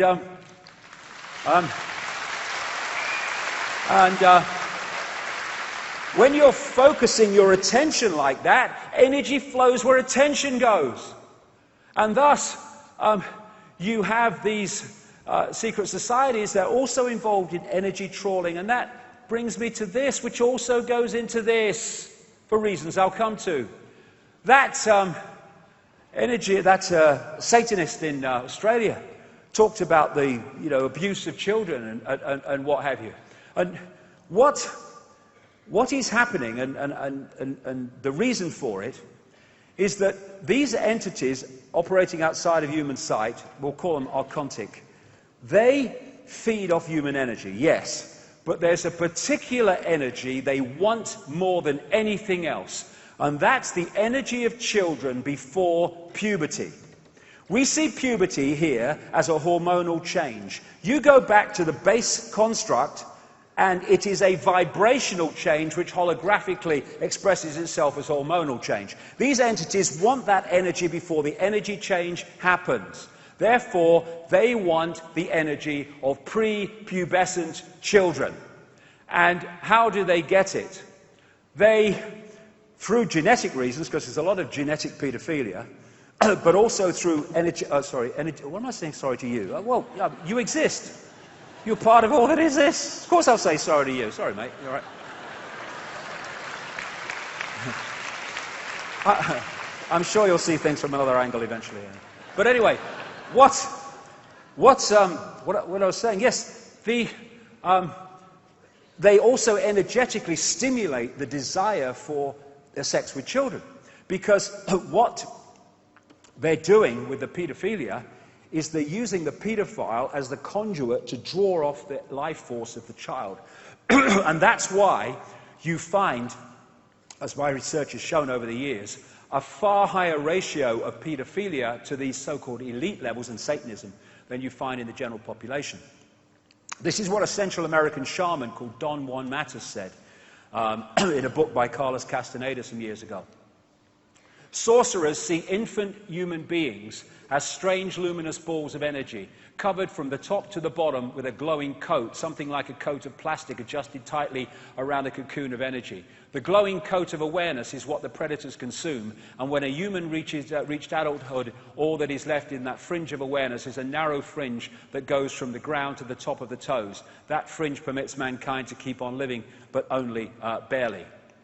So like I say, they're using the paedophile as the conduit to draw off the child's life force. That's what paedophilia is about, and that's why it's so prevalent, and that's why it's so incredibly prevalent in the institutional bloodline levels of society. And this Australian Satanist said, politicians, massive Satanism in politics around the world, politicians are introduced by a carefully graded set of criteria and situations that enable them to accept that their victims will be our little secret. Young children sexually abused, molested rather, and physically abused by politicians worldwide are quickly used as sacrifices. In Australia, the bodies are hardly ever discovered, for Australia is still a wilderness. In the other parts of the world, they control the crematoria and the great burial grounds around the world as well. And so I was not the least bit surprised about him, because I was told about him in the late 1990s that he was into massive paedophilia and necrophilia, sex with dead bodies, which has just come out this week through a guy who talked about it on the radio. And the reason that Jimmy Savile, this entertainer who died in 2011, the reason he got away with it was because he was a procurer of children for the rich and famous. And he was very, very close to the British royal family. In fact, in his own words, he was introduced to the royal family by Lord Louis Mountbatten, who some researchers have connected to paedophilia in places like the King Cora Children's Home in Belfast. Edward Heath, the Prime Minister 70-74, who took us into the what is now the European Union, I named him as not just a paedophile, but a Satanist and serial child killer 7 years before he died, and he did nothing about it, because it's true. This guy, Thomas Hamilton, the killer of the children in Dunblane in 1996, he was a procurer of children for the rich and famous. That's why he was protected for so long, and that's why, in the official inquiry into what he did, some of the documents were put under lock and key, never to be seen, it was said, for 100 bloody years. Even a former head of Freemasons in Scotland, Lord Burton, said the Dunblane inquiry was a cover-up, and that he was bullied when he tried to question it. And this very week, 2 days ago, an MP raised in the House of Commons a question about paedophilia rings out of number 10. I've been naming this guy, the President of the United States, Father George Bush, as a paedophile and child killer since the 1990s. Said it in radio, said it on the BBC, didn't make the podcast, mind, but I've been saying it for years. It almost came out in this story in 1989, but then was put on hold and suppressed. And of course, the Roman Church, which is an expression of these bloodlines going way back, Church of Babylon, relocated, is infamous for paedophilia. This is the reason why. That's why you see naked children all over the Vatican when you go around. And what are demons doing in a sporting event ceremony around kids in hospital beds? Can you explain that to me? I thought that was bloody weird.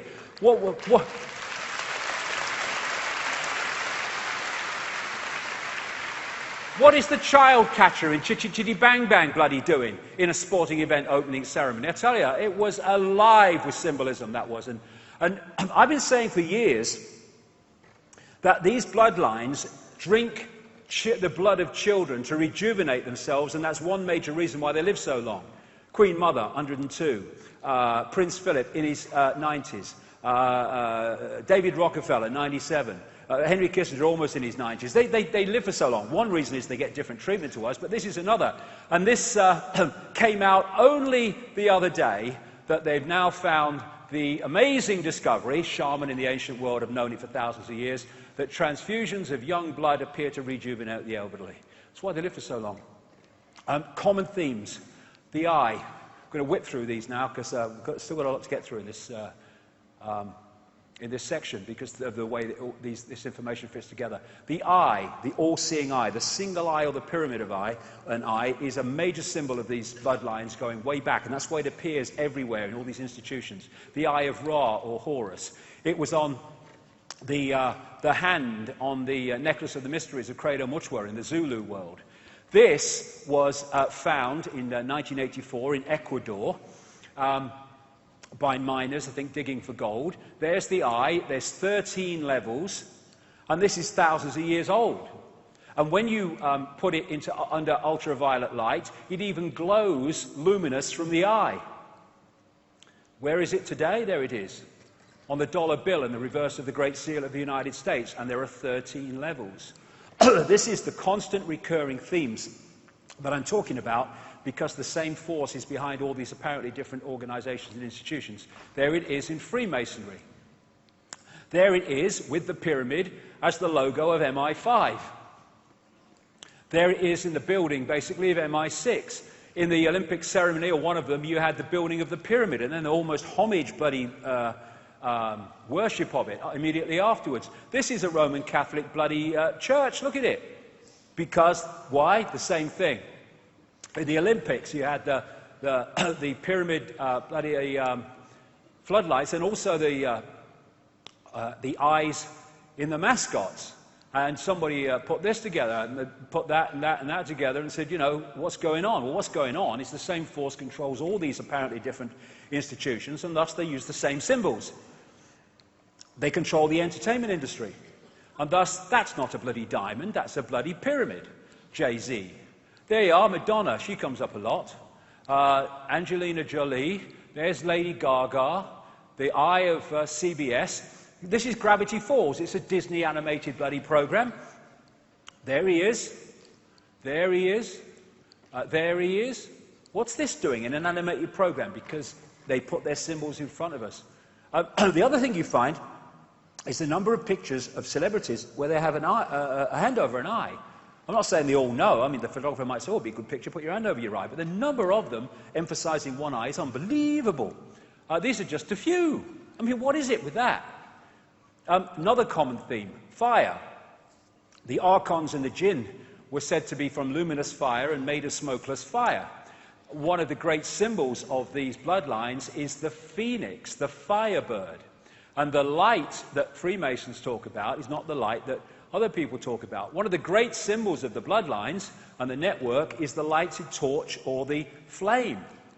And thus, at the closing ceremony of the Olympics in London, you had the massive emphasis on the phoenix because of the symbolism it represented. This is Manly P. Hall, a Freemasonic historian. I think he got to the 32nd degree of Freemasonry, in a book called Secret of All Ages, in which he's saying the eagle is actually just a publicly acceptable phoenix. European mysticism was not dead at the time of the United States of America was founded. The hand of the mysteries controlled in the establishment of the new government for the signature of the mysteries may still be seen on the Great Seal of the United States of America. Careful analysis of the seal discloses a massive occult and Masonic symbols, chief among them the so-called American eagle. The American eagle upon the Great Seal is but a conventionalized phoenix. And so many stories you read about demonic entities manifesting in rituals talk about them manifesting through fire. And fire is just a frequency. That's all it is. This is from a BBC documentary. This guy lights this newspaper simply from energy through his hands. It's just a frequency.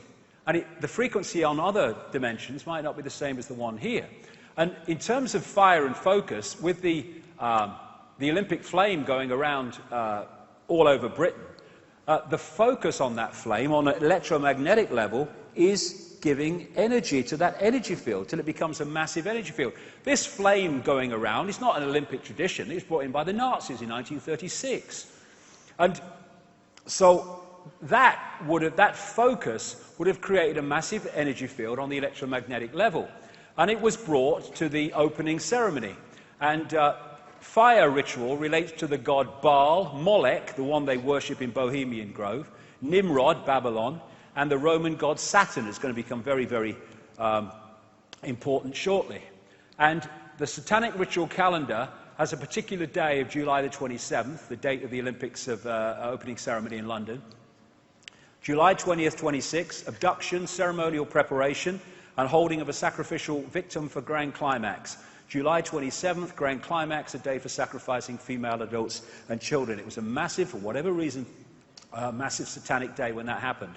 And 1 billion people were focused on this, and that is what happened on 9/11. That focus would have allowed massive absorption of energy as a result of the focus. Another common theme, this is the one now. This is going to take us into some real weird and wonderful places. Saturn is the key in so many ways to what is happening with all its moons. Just a reminder, Saturn may appear to be what it is in the holographic world, but actually, again, it's an information field. It is a consciousness. Everything is aware. Everything has a consciousness. So these planets, the suns, they have consciousness. They have awareness. They are entities in their own right. And interestingly, this is an accepted ancient symbol of the sun. And people think, understandably, that it's a symbol of the sun that we know today. But is that symbol more likely to be the sun we know today, or the sun we once knew? Saturn. Saturn is the key to understanding so much. It was known as the old sun. It is known in occult as the old sun, the dark sun, and the dark lord, the Lord of the Rings. And the massive penny drop for me, whoa, the kaleidoscope moved when I started to realize that at least so many, if not all, the ancient sun gods were not gods of the sun we know today, but of the Saturn sun that was focused on before, because it was in a different position. Saturn has long been symbolized as an eye. There's the eye in Freemasonry. There's the eye of Sauron in the Lord of the Rings, the reptilian eye, the symbol of the negative force. And what happened in the massive and brilliant work of David Talbot in the Saturn myth is that at some point there was an enormous ejection of debris in an explosion out of Saturn. And it formed like a luminous crescent, because it reflected light at certain points of the day. And this, as the Earth moved on its axis, when viewed from the Earth, this appeared to move around Saturn. And at different points, there are different symbolism for different points. But this was the one that really was the focus of Saturn symbolism, because this was when that luminous crescent was at its most luminous during the day. And so you find this symbol over and over in the ancient world. And this is a common recurring theme of Saturn. And this, the crescent symbolically, and the disk of the Saturn sun, the dwarf star. And so from this came the horned god and the horned goddess. There is Madonna in her Super Bowl performance at half-time, which was so Saturn in its symbolism, it was laughable, including the fiery eye. And in the movie version of The Lord of the Rings, you had the crescent holding the eye of Sauron. In Arabia, or you look at that as the symbol of Islam, the star, the sun, and the crescent. And the Arabian god Sin was symbolized as a crescent. Here you go. And I would suggest, from David Talbot's point of view, and I think he's right, that this represents the crescent of Saturn.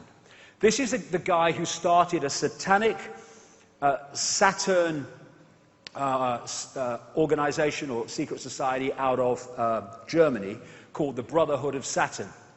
And there's that symbol of the sun, look, with a dot. That's Saturn, not the sun that we have today, and the horned god. Molech, who is symbolized at Bohemian Grove as the owl, is also symbolized as the bull, and there's the horns with Saturn in the middle. And so you have the bull gods of Mesopotamia. And the winged goddesses in that state, this was often symbolized as the goddess with her holding the god, her arms around the god, or her wings around the god. And there is another version of that with the god Saturn and the crescent. And there it is on the Great Seal of the United States, exactly the same symbolism. There it is in the Air Force Special Operations Command. There it is in the symbol of the House of Windsor. There it is in the United Nations with the target on the world, very appropriately. There it is in the eagle of Rome. Here it is in Freemasonry. The flying disc of Egypt and other places is Saturn. And thus you have the Rosicrucian order, which connects into this network, using that flying disc symbolism. And so many of these logos carry the same symbolism. And in her Super Bowl performance, Madonna had the flying disc of Saturn. This is another ancient Saturn symbol because at some points, apparently, it seemed to give off 4 very distinct lights, which became known as the 4 corners, or the 4 rivers, or the 4 ways.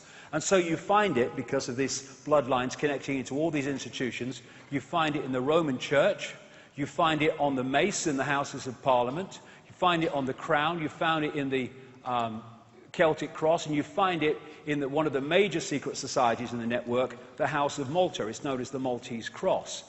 It was also symbolized, this Saturn symbol and crescent, as the flying god in his flying boat. This is Horus in his heavenly boat.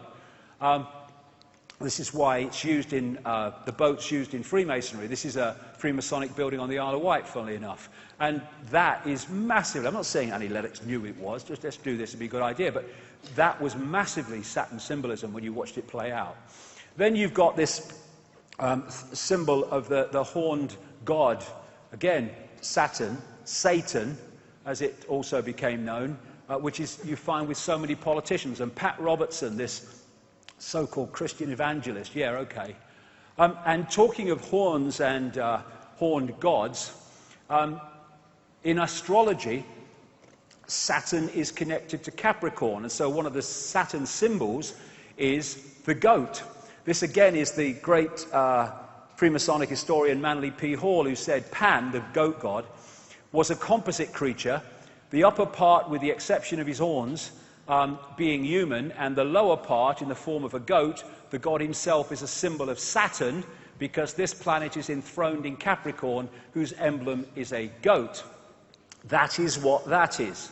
Baphomet, worshipped by Satanists. It's a symbol of Saturn. And I'm going somewhere with this, because I'm going why they're focused on Saturn. So, you have Baphomet. You have Beyonce, the wife of Jay-Z, with this big Baphomet ring, which is performing. You have Baphomet-dressed Lady Gaga, Baphomet-dressed Madonna, and you have Baroness Philippine de Rothschild from the wineries in France with a massive Baphomet necklace. And this is from the front cover of the Saturn myth, with the symbolism described of these lights that went off from Saturn at certain points, with the 4 main ones there.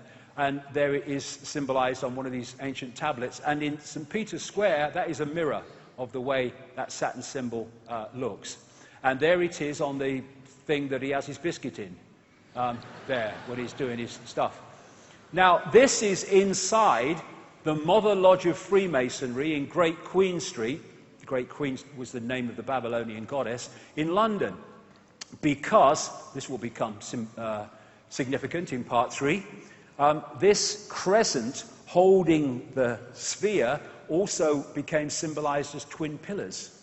And so you have Saturn, there's the crescent, being held up by the twin pillars. This is in one of the Freemasonic centers of the world in London.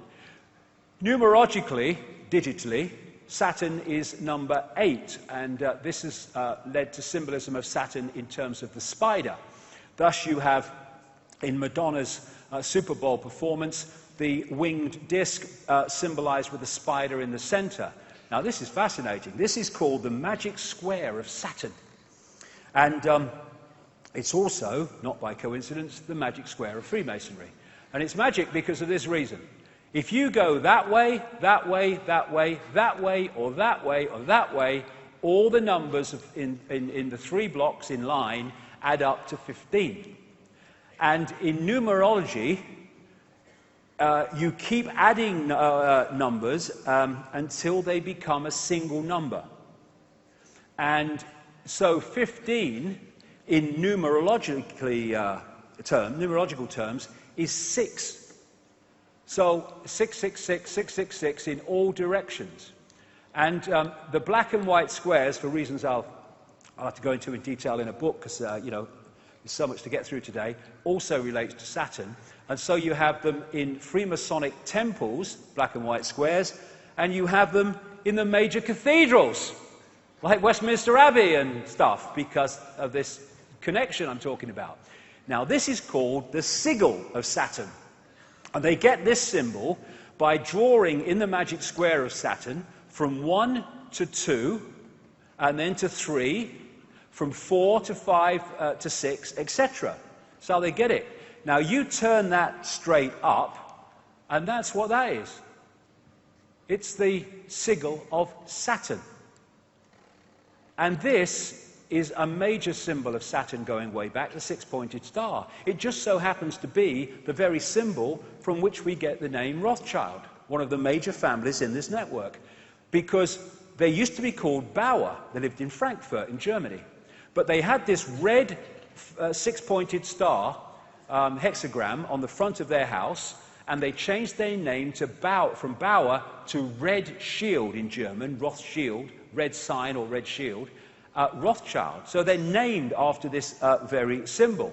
And it was they that created Israel, not on behalf of Jewish people, on behalf of their bloody agenda that treats Jewish people with as much disdain as any of the rest of us.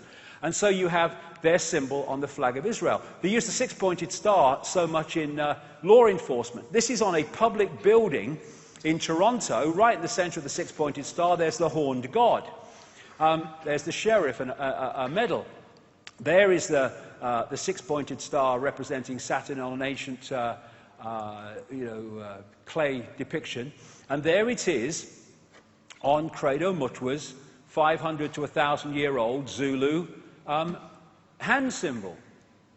If you do that on the dollar bill, you get the 6-pointed star, and those letters make an anagram of Mason, interestingly. Inside the Great Mother Lodge of Freemasonry in Great Queen Street, London, there is the Twin Towers, symbolic of the crescent, and there is Saturn again, the 6-pointed star. Now, of course, the Roman Church and Christianity, that is anti-Freemasonry and anti-secret societies because they're naughty, but it's on his bloody fish hat, look. Right? They're everywhere because the same force is in control. There you go, I have a bit more Madonna. There you go. And on the Great Seal of the United States, those 13 stars make up a 6-pointed star, not by accident. And therefore, again, we keep coming back to this, all these different areas of society are in the end focused on one thing. Satanism is Saturnism. This is Fritz Springmeier, a long-time researcher into this and symbolism, etc., and Satanism. Saturn is an important key to understanding the long heritage this conspiracy has back to antiquity. The city of Rome was originally known as the Saturnia, or City of Saturn. The Roman Catholic Church retains much of Saturn worship in its ritual. Saturn also relates to Lucifer. In various occult dictionaries, Saturn is associated with evil. And this is the remains of the Temple of Saturn in Rome. And just next to this is this place called Capitoline Hill now, but before that called Mons Saturnus, the Hill of Saturn. And this is a very symbolically important place to the bloodlines. And this whole thing about the skull and bones, Capitoline Hill comes from caput, meaning dead, because they were supposed to have found a human skull there, and they call it caput, Capitoline Hill. That's why we say kaput when something's dead. And you have the theme in Christianity of Golgotha and Calvary, the place of the skull, hill of the skull. And Capitoline Hill became Capitol Hill when the bloodlines moved in on America. Now, the North Pole, the northern pole of Saturn, is a permanent storm which takes the form of a hexagon. And this has been found by the Cassini spacecraft, and I think the Voyager one before that in the early 80s. And the hexagon also is an expression of the hexagram, or of the six-pointed star. Because all these different symbols that I'm going to talk about now are different expressions of the same frequency state. So you look at this crop circle from England this year, and it is a hexagon. But a hexagon is a flattened out cube. So when you look at it from another angle, it's a cube. Well, it just so happens that an ancient symbol of Saturn is the cube, especially the black cube. And I would suggest that's what they are. The Kaaba, the focus of worship in Islam, Kaaba means cube. The tefillin, the cube on the head in Judaism. And when people go to worship around the Kaaba, they're told to pray in concentric circles. Remind you of anything? And they're told to walk around it, and their energy can be trawled. And if you focus on something that represents Saturn, Saturn is where the energy goes. In Judaism, they have Solomon's temple. Every syllable of Solomon means the sun. And the Holy of Holies in the so-called Solomon's temple was supposed to be a cube. They talk in Revelation about the New Jerusalem in cube terms. There's these massive cubes that they use. This is outside the one of the banks near Wall Street, near where the protests are. And you see these black cubes and cubes like used by Apple and stuff. Saturn symbolism. In Doctor Who, they had this recent one where the Earth was invaded by black cubes. Star Trek, you had the Borg, who were these cyborg-like, exactly as the are described by the Gnostics of the Archons, and they used to move around in these cubes. If you geometrically represent the cross, then it is a flattened-out cube. When you look at the depictions of these people, not Lady Gaga, but others, these religious leaders with the halo, well, that comes from Saturn as well, that halo when that luminous crescent was in that position. Astrologically, that's the symbol of Saturn. And what they symbolized this as was the sickle and the hammer.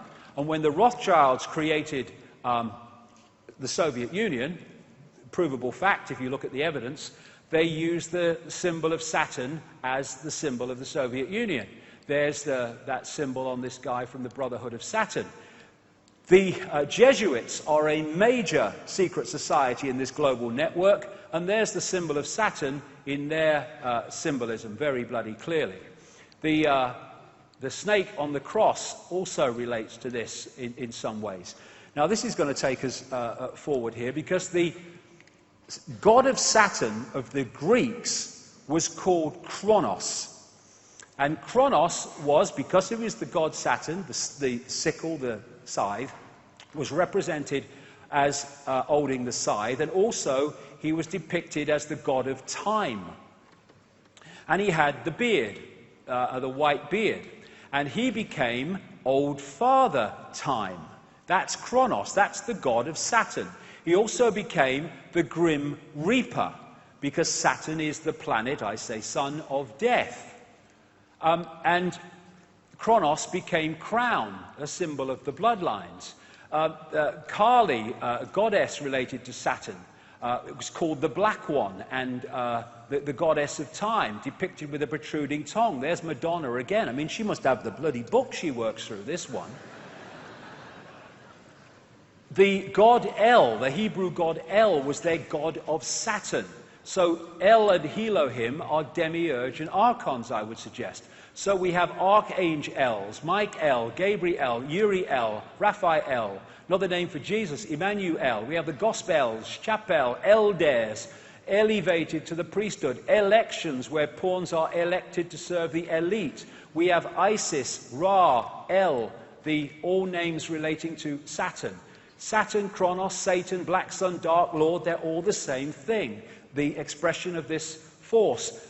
And here you have Moloch, who they worship at Bohemian Grove, and he is a god of Saturn, this recurring theme. They also represent Moloch as a bull, as I said earlier, and so you have that as the symbol of Wall Street.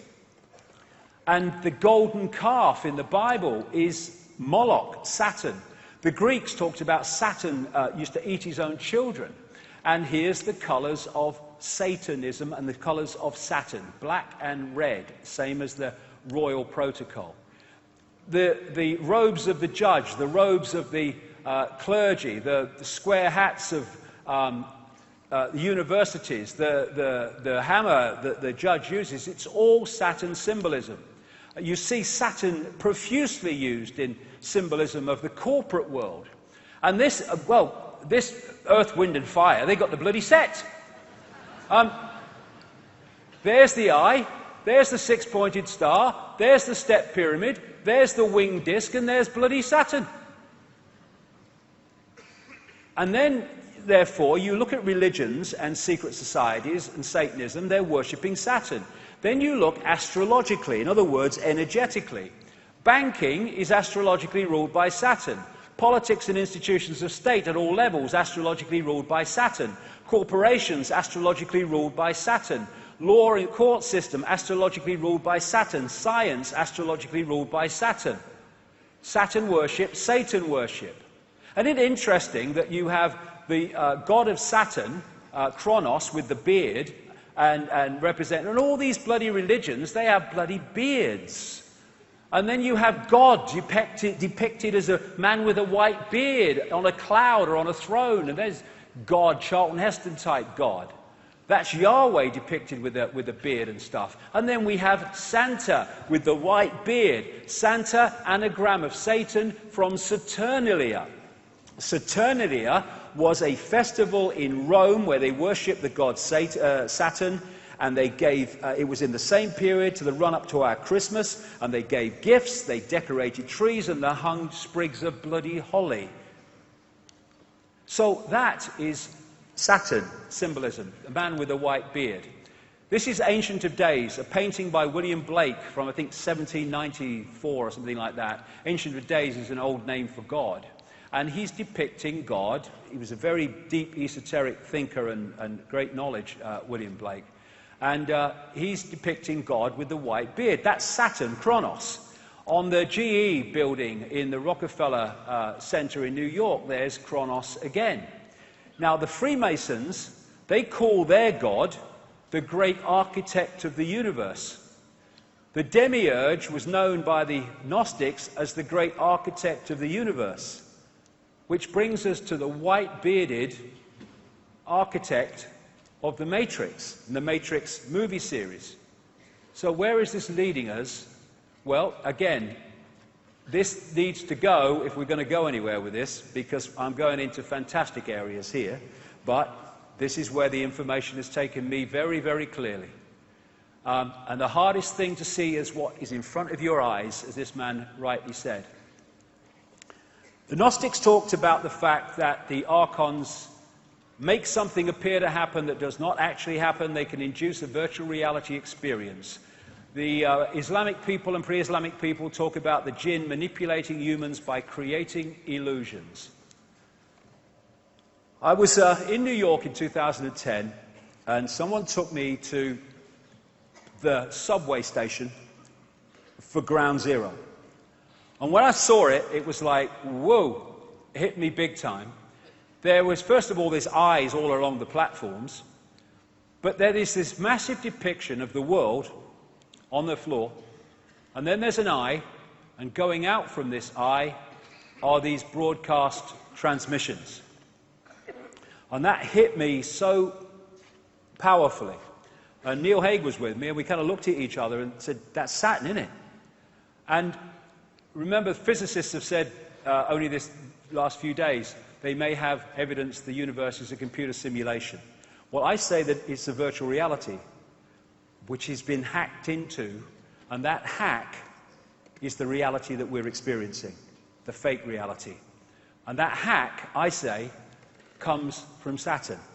Because I'm saying that these rings are actually a massive broadcast transmission system which is broadcasting a fake reality within the frequency range that we are decoding, and therefore we are picking up that fake reality. When the Cassini spacecraft arrived at Saturn in 2004, found many things that was unexplainable. You know, things like the hexagon North Pole storm and stuff like that. But they also found extraordinarily powerful sound coming from Saturn. This is part of what they recorded.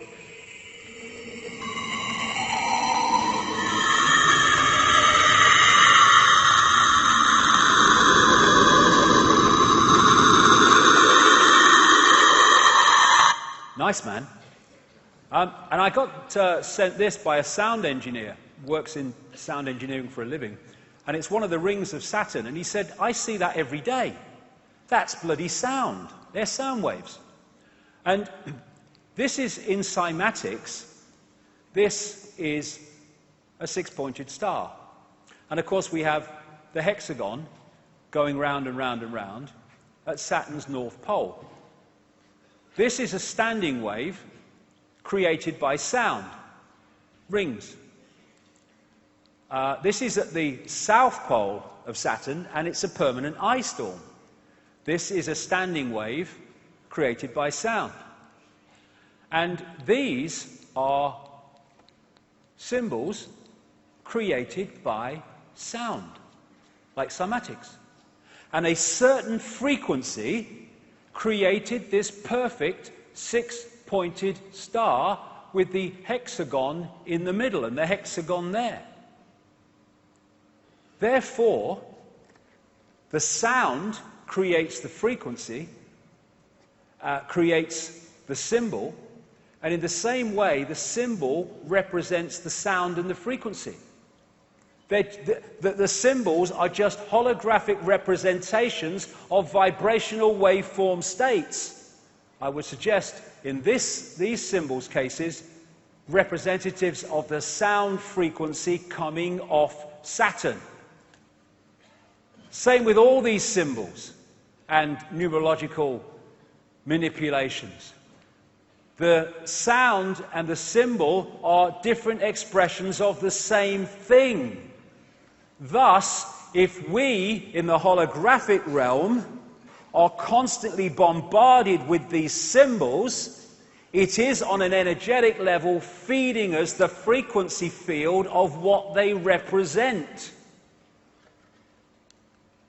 And Saturn, when described pre-cataclysmic, didn't have rings. So where'd they come from? Well, maybe it had rings, but it weren't rings we could see. We can see them now. Well, this guy, Norman Bergeron, has a long, he's in his 90s now, I think. He has a long, long history in space research, technological research, going way back. And his life changed when he started studying the pictures that came back from the Voyager 1 and 2 space expeditions to Saturn. They arrived in 1980 and 81. Because when he studied them, he realized there was something very strange about Saturn's rings. And he said this in his book, The Ringmakers of Saturn. Several years ago, a number of folks in the astrology and astronomy and physics world began theorizing that these rings had to be much younger than the universe, perhaps only about 100 million years old. But one pair of pictures shows a change in 5 minutes. An impression is conveyed that the latest reported measurements purport to be the true ones, when in reality all might quite nearly be correct at the time of observation. General reluctance to accept variable ring system geometry occurs because of apparent failure to identify a physical mechanism suitable for producing recurrent change. In other words, classic mainstream science, if we can't explain it, we'll kid ourselves it doesn't exist. And he also found these in the pictures coming back from Voyager, and the Cassini ones found them too. And he calls them electromagnetic vehicles, and they are massive. Some of them several times bigger than the Earth. But again, we need to move our sense of perception. In terms of size representation, this is the Earth against the size of Saturn. They're not talking the same perception of big in terms of outside of the Earth. And here are some of the other pictures of these electromagnetic vehicles picked up by these NASA craft. Why aren't they all in the papers being talked about? You'd think, what the hell is this? No, nothing. Thanks to Berggren, we've seen their existence. This is the Hubble telescope that's picked one of them up. Look at the size of the bloody thing. And here's a few Cassini spacecraft pictures, still pictures put together. What the hell is that? Exactly what Berggren was describing from Voyager. And this is the other thing. He found pictures of stuff spewing out of these electromagnetic vehicles into the rings of Saturn and bloody making them, or extending them. And what is said to be in the rings of Saturn, I guess that's why we can see them, is like ice and stuff. I think, and I would suggest, that eventually they will realize that there is a crystal substance being put into those rings that has a dramatic impact on their ability to transmit information. In 2009, NASA released this picture, which is a ring around Saturn, which is from 3.7 million miles out to 7.4 million, and that ring could encompass 1 billion Earths. I suggest that there are rings that we can see, but there are sound rings that we can't see that are coming out across, and we're picking them up. They make something appear to happen that does not actually happen. They can induce a virtual reality experience. The Saturn matrix, as I call it, is a frequency band which we are decoding as a fake reality. And I suggest, my view, we will find that the edge of that frequency band is what we call the speed of light. And beyond it, you go out of the matrix. And when all the genetic tinkering that the ancients talked about went on, the human form was being manipulated to be tuned in to receive and transmit within the frequency band of this Saturn broadcast, and pulling people from a heart state beyond the matrix into an emotional point of interaction massively in the matrix was a major way of tuning us into this fake reality. We talk about people who don't think for themselves as being in the box. Maybe we ought to say that they're in the cube. And they want to shut the heart down, and they have to so many people, because it takes us beyond the bounds of time and space, beyond the matrix, because I suggest that what we call time as we decode it is in this matrix transmission. I'll whip through this quickly because I've talked about this in my books at great length, and I've talked about this at Under London Talks. But I say the moon is a construct, or a part construct. This is a book called Who Built the Moon by Christopher Knight and Alan Butler. It's absolutely brilliant in the way that it puts the case for the moon not being real in terms of a natural body. But interestingly, what they find in that book is the mathematics and geometry between the sun, the moon, and the earth are fantastic in terms of their synchronicity, and it does not apply in any way to the rest of the solar system.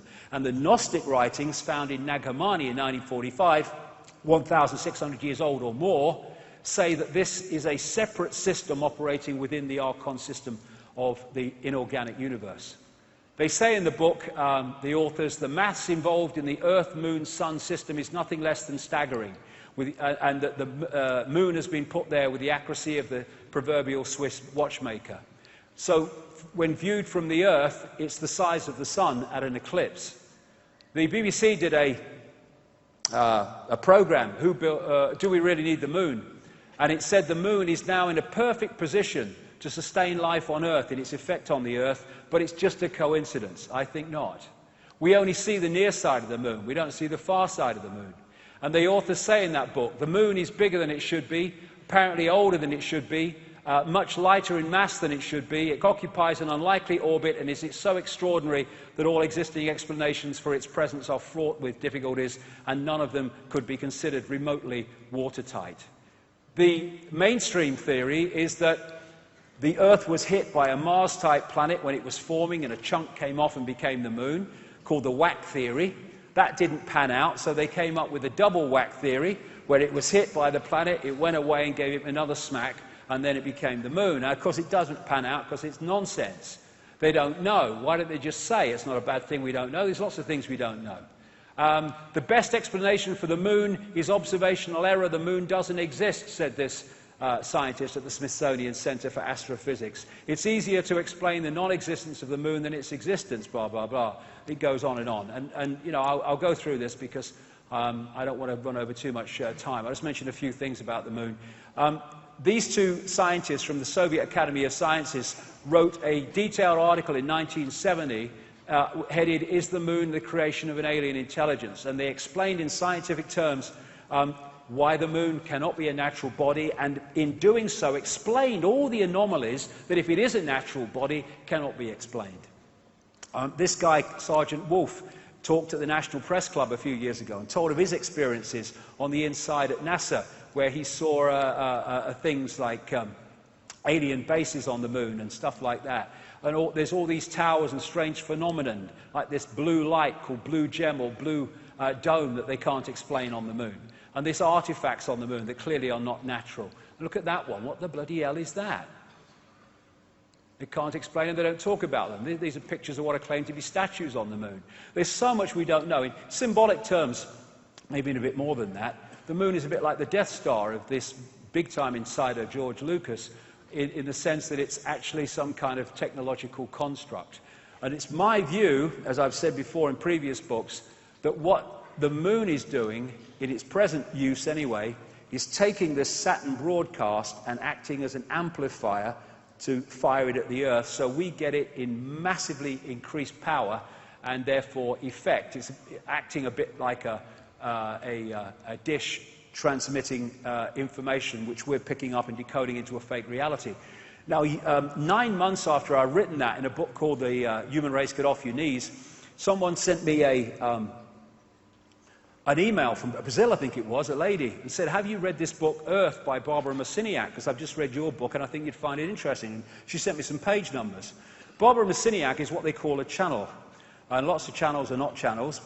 They just think they are. But, you know, if you get a genuine one, then you can get out there and bring information out from other dimensions into this one. You can get some profound information that way. And she's done a lot of great stuff, Barbara Marciniak. I've met her a few times. Anyway, I hadn't read Earth. I'd read the first book that she wrote, but not Earth. Anyway, I sent for it. I went through the page numbers, and I'm like, whoa, this is 9 months after I've said this stuff in Human Race Get Off Your Knees. And this was a channeled book, and this is what was in the book. 1996, I think this came out.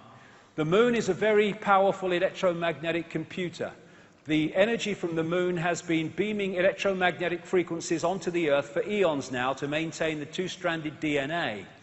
The moon is a satellite that was constructed. It was anchored outside Earth's atmosphere as a mediating and monitoring device, a supercomputer or eye in the sky. Earth must be owned by those who dwell there. However, it is not.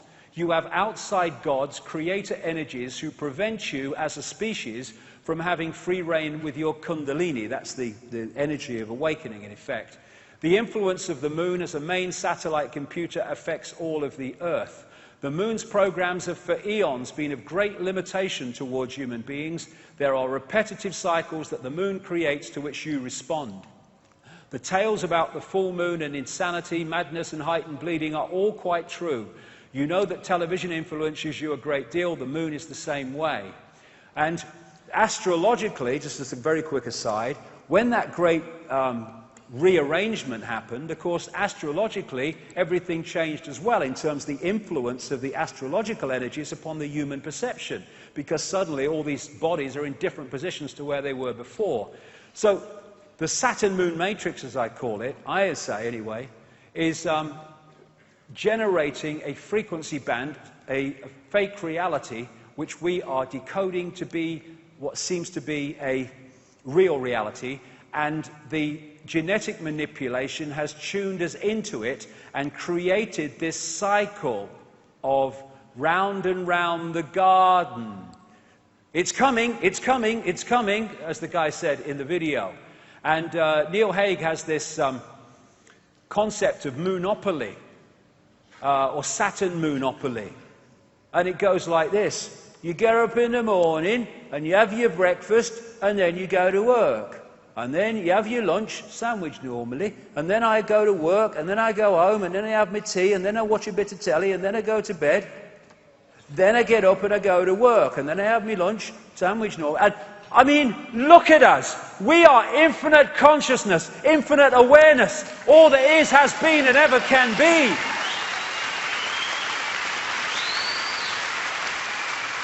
Is that all we are capable of? No. But we are locked into these cycles to which we respond. No response. See it as you couldn't see it before. An end to work, buy, consume, die. That's what that is. And this matrix creates a firewall that holds us from seeing further into the energy field and holds us in this tiny frequency band we call visible light. What they've done is taken the universal energy field, the universal construct, and they have hijacked, hacked into it, and they're feeding a fake reality to us from within that construct. And therefore it's goal! Oh, my life's in a terrible state. I'm just making adjustments to my life. Oh, life's great. And they're all fricking illusions. We're like in this wall. You know those scientists that have been suggesting in the last few days that the universe might be a computer simulation? They actually said, like a prisoner in a pitch-black cell, we may never be able to see the walls of our prison. Why? Because they are vibrational walls, and I suggest that they are the speed of light. Which is not the fastest speed. Sorry, Einstein, mate. It's pedestrian. We're talking all possibility, darling. And so when we look into the night sky, are we seeing what's real, or are we seeing a projection? I talked in I think it was my last book, or the one before that. I had a profound experience as a little boy when I was first taken to the London Planetarium, when I looked and saw the night sky on the roof of the planetarium, and it looked so bloody real. And it hit me, and it's never left me, that actually when I look at the night sky, that ain't actually what I'm looking at. Firewall. All that we see or seem is just a dream within a bigger dream. Is this the real life? Is this just fantasy? Caught in the landslide, no escape from reality. Open your eyes, look at the skies and see. Is it a sky? Or is it a projection? And so, when we come to the Matrix, and this scene in the Matrix, I call it the Saturn Moon Matrix, maybe connected to other things we don't know yet. This is so real, and so the world we live in. If you add two words. The Saturn Moon Matrix is everywhere. It is all around us, even now in this very room. You can see it when you look out your window, or you turn on your television. You can feel it when you go to work, when you go to church, when you pay your taxes. It is the world that has been pulled over your eyes to blind you from the truth. What truth? That you are a slave, Neil. Like everyone else, you were born into bondage, born into a prison that you cannot smell or taste or touch. A prison for your mind. Archon world. We live in Archon world. I'm going to bring this down now before we have a break. I'll bring this down into the world that we live in now. This guy, a great cosmologist, who knew far more than he was saying or was allowed to say, Carl Sagan, he wrote a book, The Dragons of Eden, in which he talked about the fundamental importance of understanding the reptilian impact of reptilian genetics on human behavior. Because the reptilian brain fundamentally affects human behavior. And I suggest that before the genetic tinkering, either that wasn't there or was nothing like as powerful as it is now. And I came across these books after I was a long way down the line. I came across these books by Carlos Castaneda, in which he was quoting a Central American shaman called Don Juan Matus. And when I read some of the stuff in these books that this shaman had said, it was like, whoa, we talk about confirmation.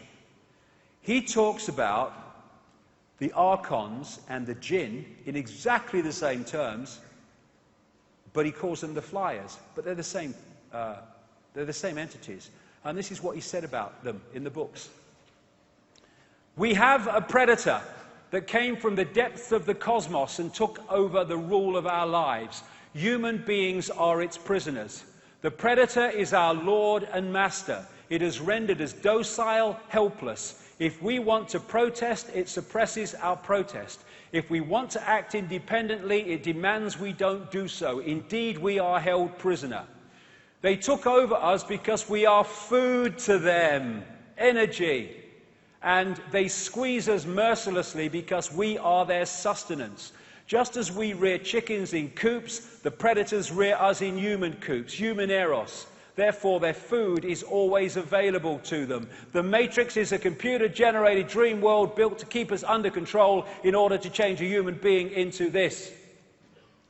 Think, Matter said for a moment, and tell me how you would explain the contradictions between the intelligence of man the engineer and the stupidity of his systems of belief, or the stupidity of his contradictory behavior.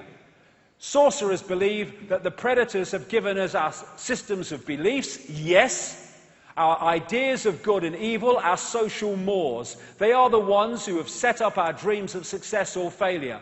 They have given us covetousness, greed, and cowardice. It is the predator who makes us complacent, routinary, and egomaniacal, feeding the wolf. In order to keep us obedient and meek and weak, the predators have engaged themselves in a stupendous maneuver. Stupendous, of course, from the point of view of a fighting strategist, a horrendous maneuver from the point of those who suffer it. They gave us their mind. The predator's mind is baroque, contradictory, morose, filled with the fear of being discovered any minute now. They gave us their mind, and that, I suggest, is how they've done it. And they also, more than gave us our mind, they gave us their frequency via junk or non-coding DNA. We are at last, hallelujah, brother and sister, having mainstream scientists seeing the blatant, beyond belief, obvious that 98% of DNA, which they have called junk because they didn't know what it did and said it had no function, actually does, stands back in amazement, have a function. And in that 98% of DNA, non-coding DNA, are programs, behavior programs, perception programs, emotional programs that if we are not beyond mind-body conscious, we lock into and they become us. People in that state, I suggest, it is very possible, and I say highly likely, they can go through an entire human lifetime and not have an original thought or emotional response that isn't coming from the program.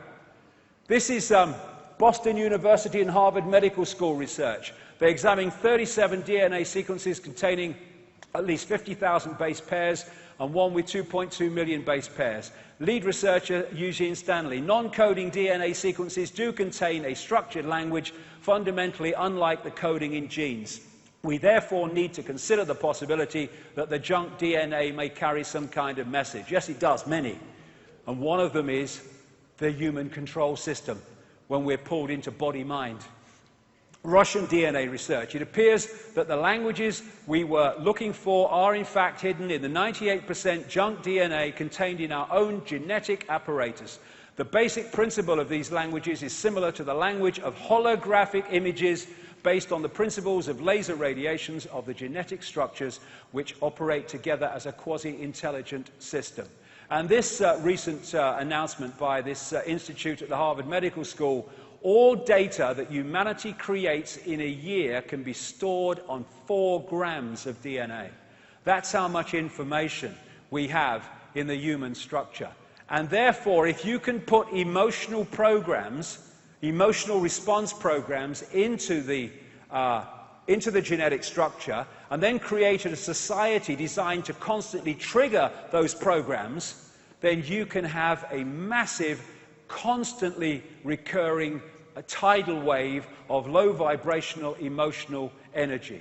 And when you, to feed off, and when you go beyond the body, like with Jill Bolte-Taylor earlier, or these near-death experiences, what is the common theme when they go beyond the body? I felt calm, at peace, I just was. There was no thought pattern and no human emotion. Because so much of it is coming from the body. It's a program. And when you go into the heart and you go beyond time and space, you stop reacting in the sense of the program, and you stop delivering the food, the sustenance of that which is behind it. I did not judge and did not feel I was judged. I loved being in that painless state of existence. And if you want to feed off human energy, low vibrational, if you've got these programs within the human genetic structure generating that energy, well, you're home and bloody dry. This is the mind that we've been connected to. Why do rules have power over our minds? It's all about rules, because it's all about control. And this part of the brain, the reptilian brain, where we get cold-blooded behavior, territoriality, desire to control, right is might, and all that stuff, might is right, that is massively part of the reaction system, because the reptilian brain is about survival. It's about constantly scanning the environment for threats to survival, not just physical survival, but survival financially, survival of the job, survival of the relationship. Be afraid, be very afraid, because the big bad monster's coming as soon as we've invented him. This is why we're constantly given reasons to be frightened, because that locks us into the reptilian brain and therefore into this collective mind. And Don Juan Matter said, I know that even now, though you never have suffered hunger, you have food anxiety, which is none other than the anxiety of the predator who fears that at any moment now its maneuver is going to be uncovered and food is going to be denied. Through the mind, which after all is their mind, the predators inject into the lives of human beings whatever is convenient for them, and they ensure in this manner a degree of security to act as a buffer against their fear. Sorcerers of ancient Mexico reasoned that man must have been a complete being at one point, with stupendous insights, feats of awareness that are mythological legends nowadays. Absolutely.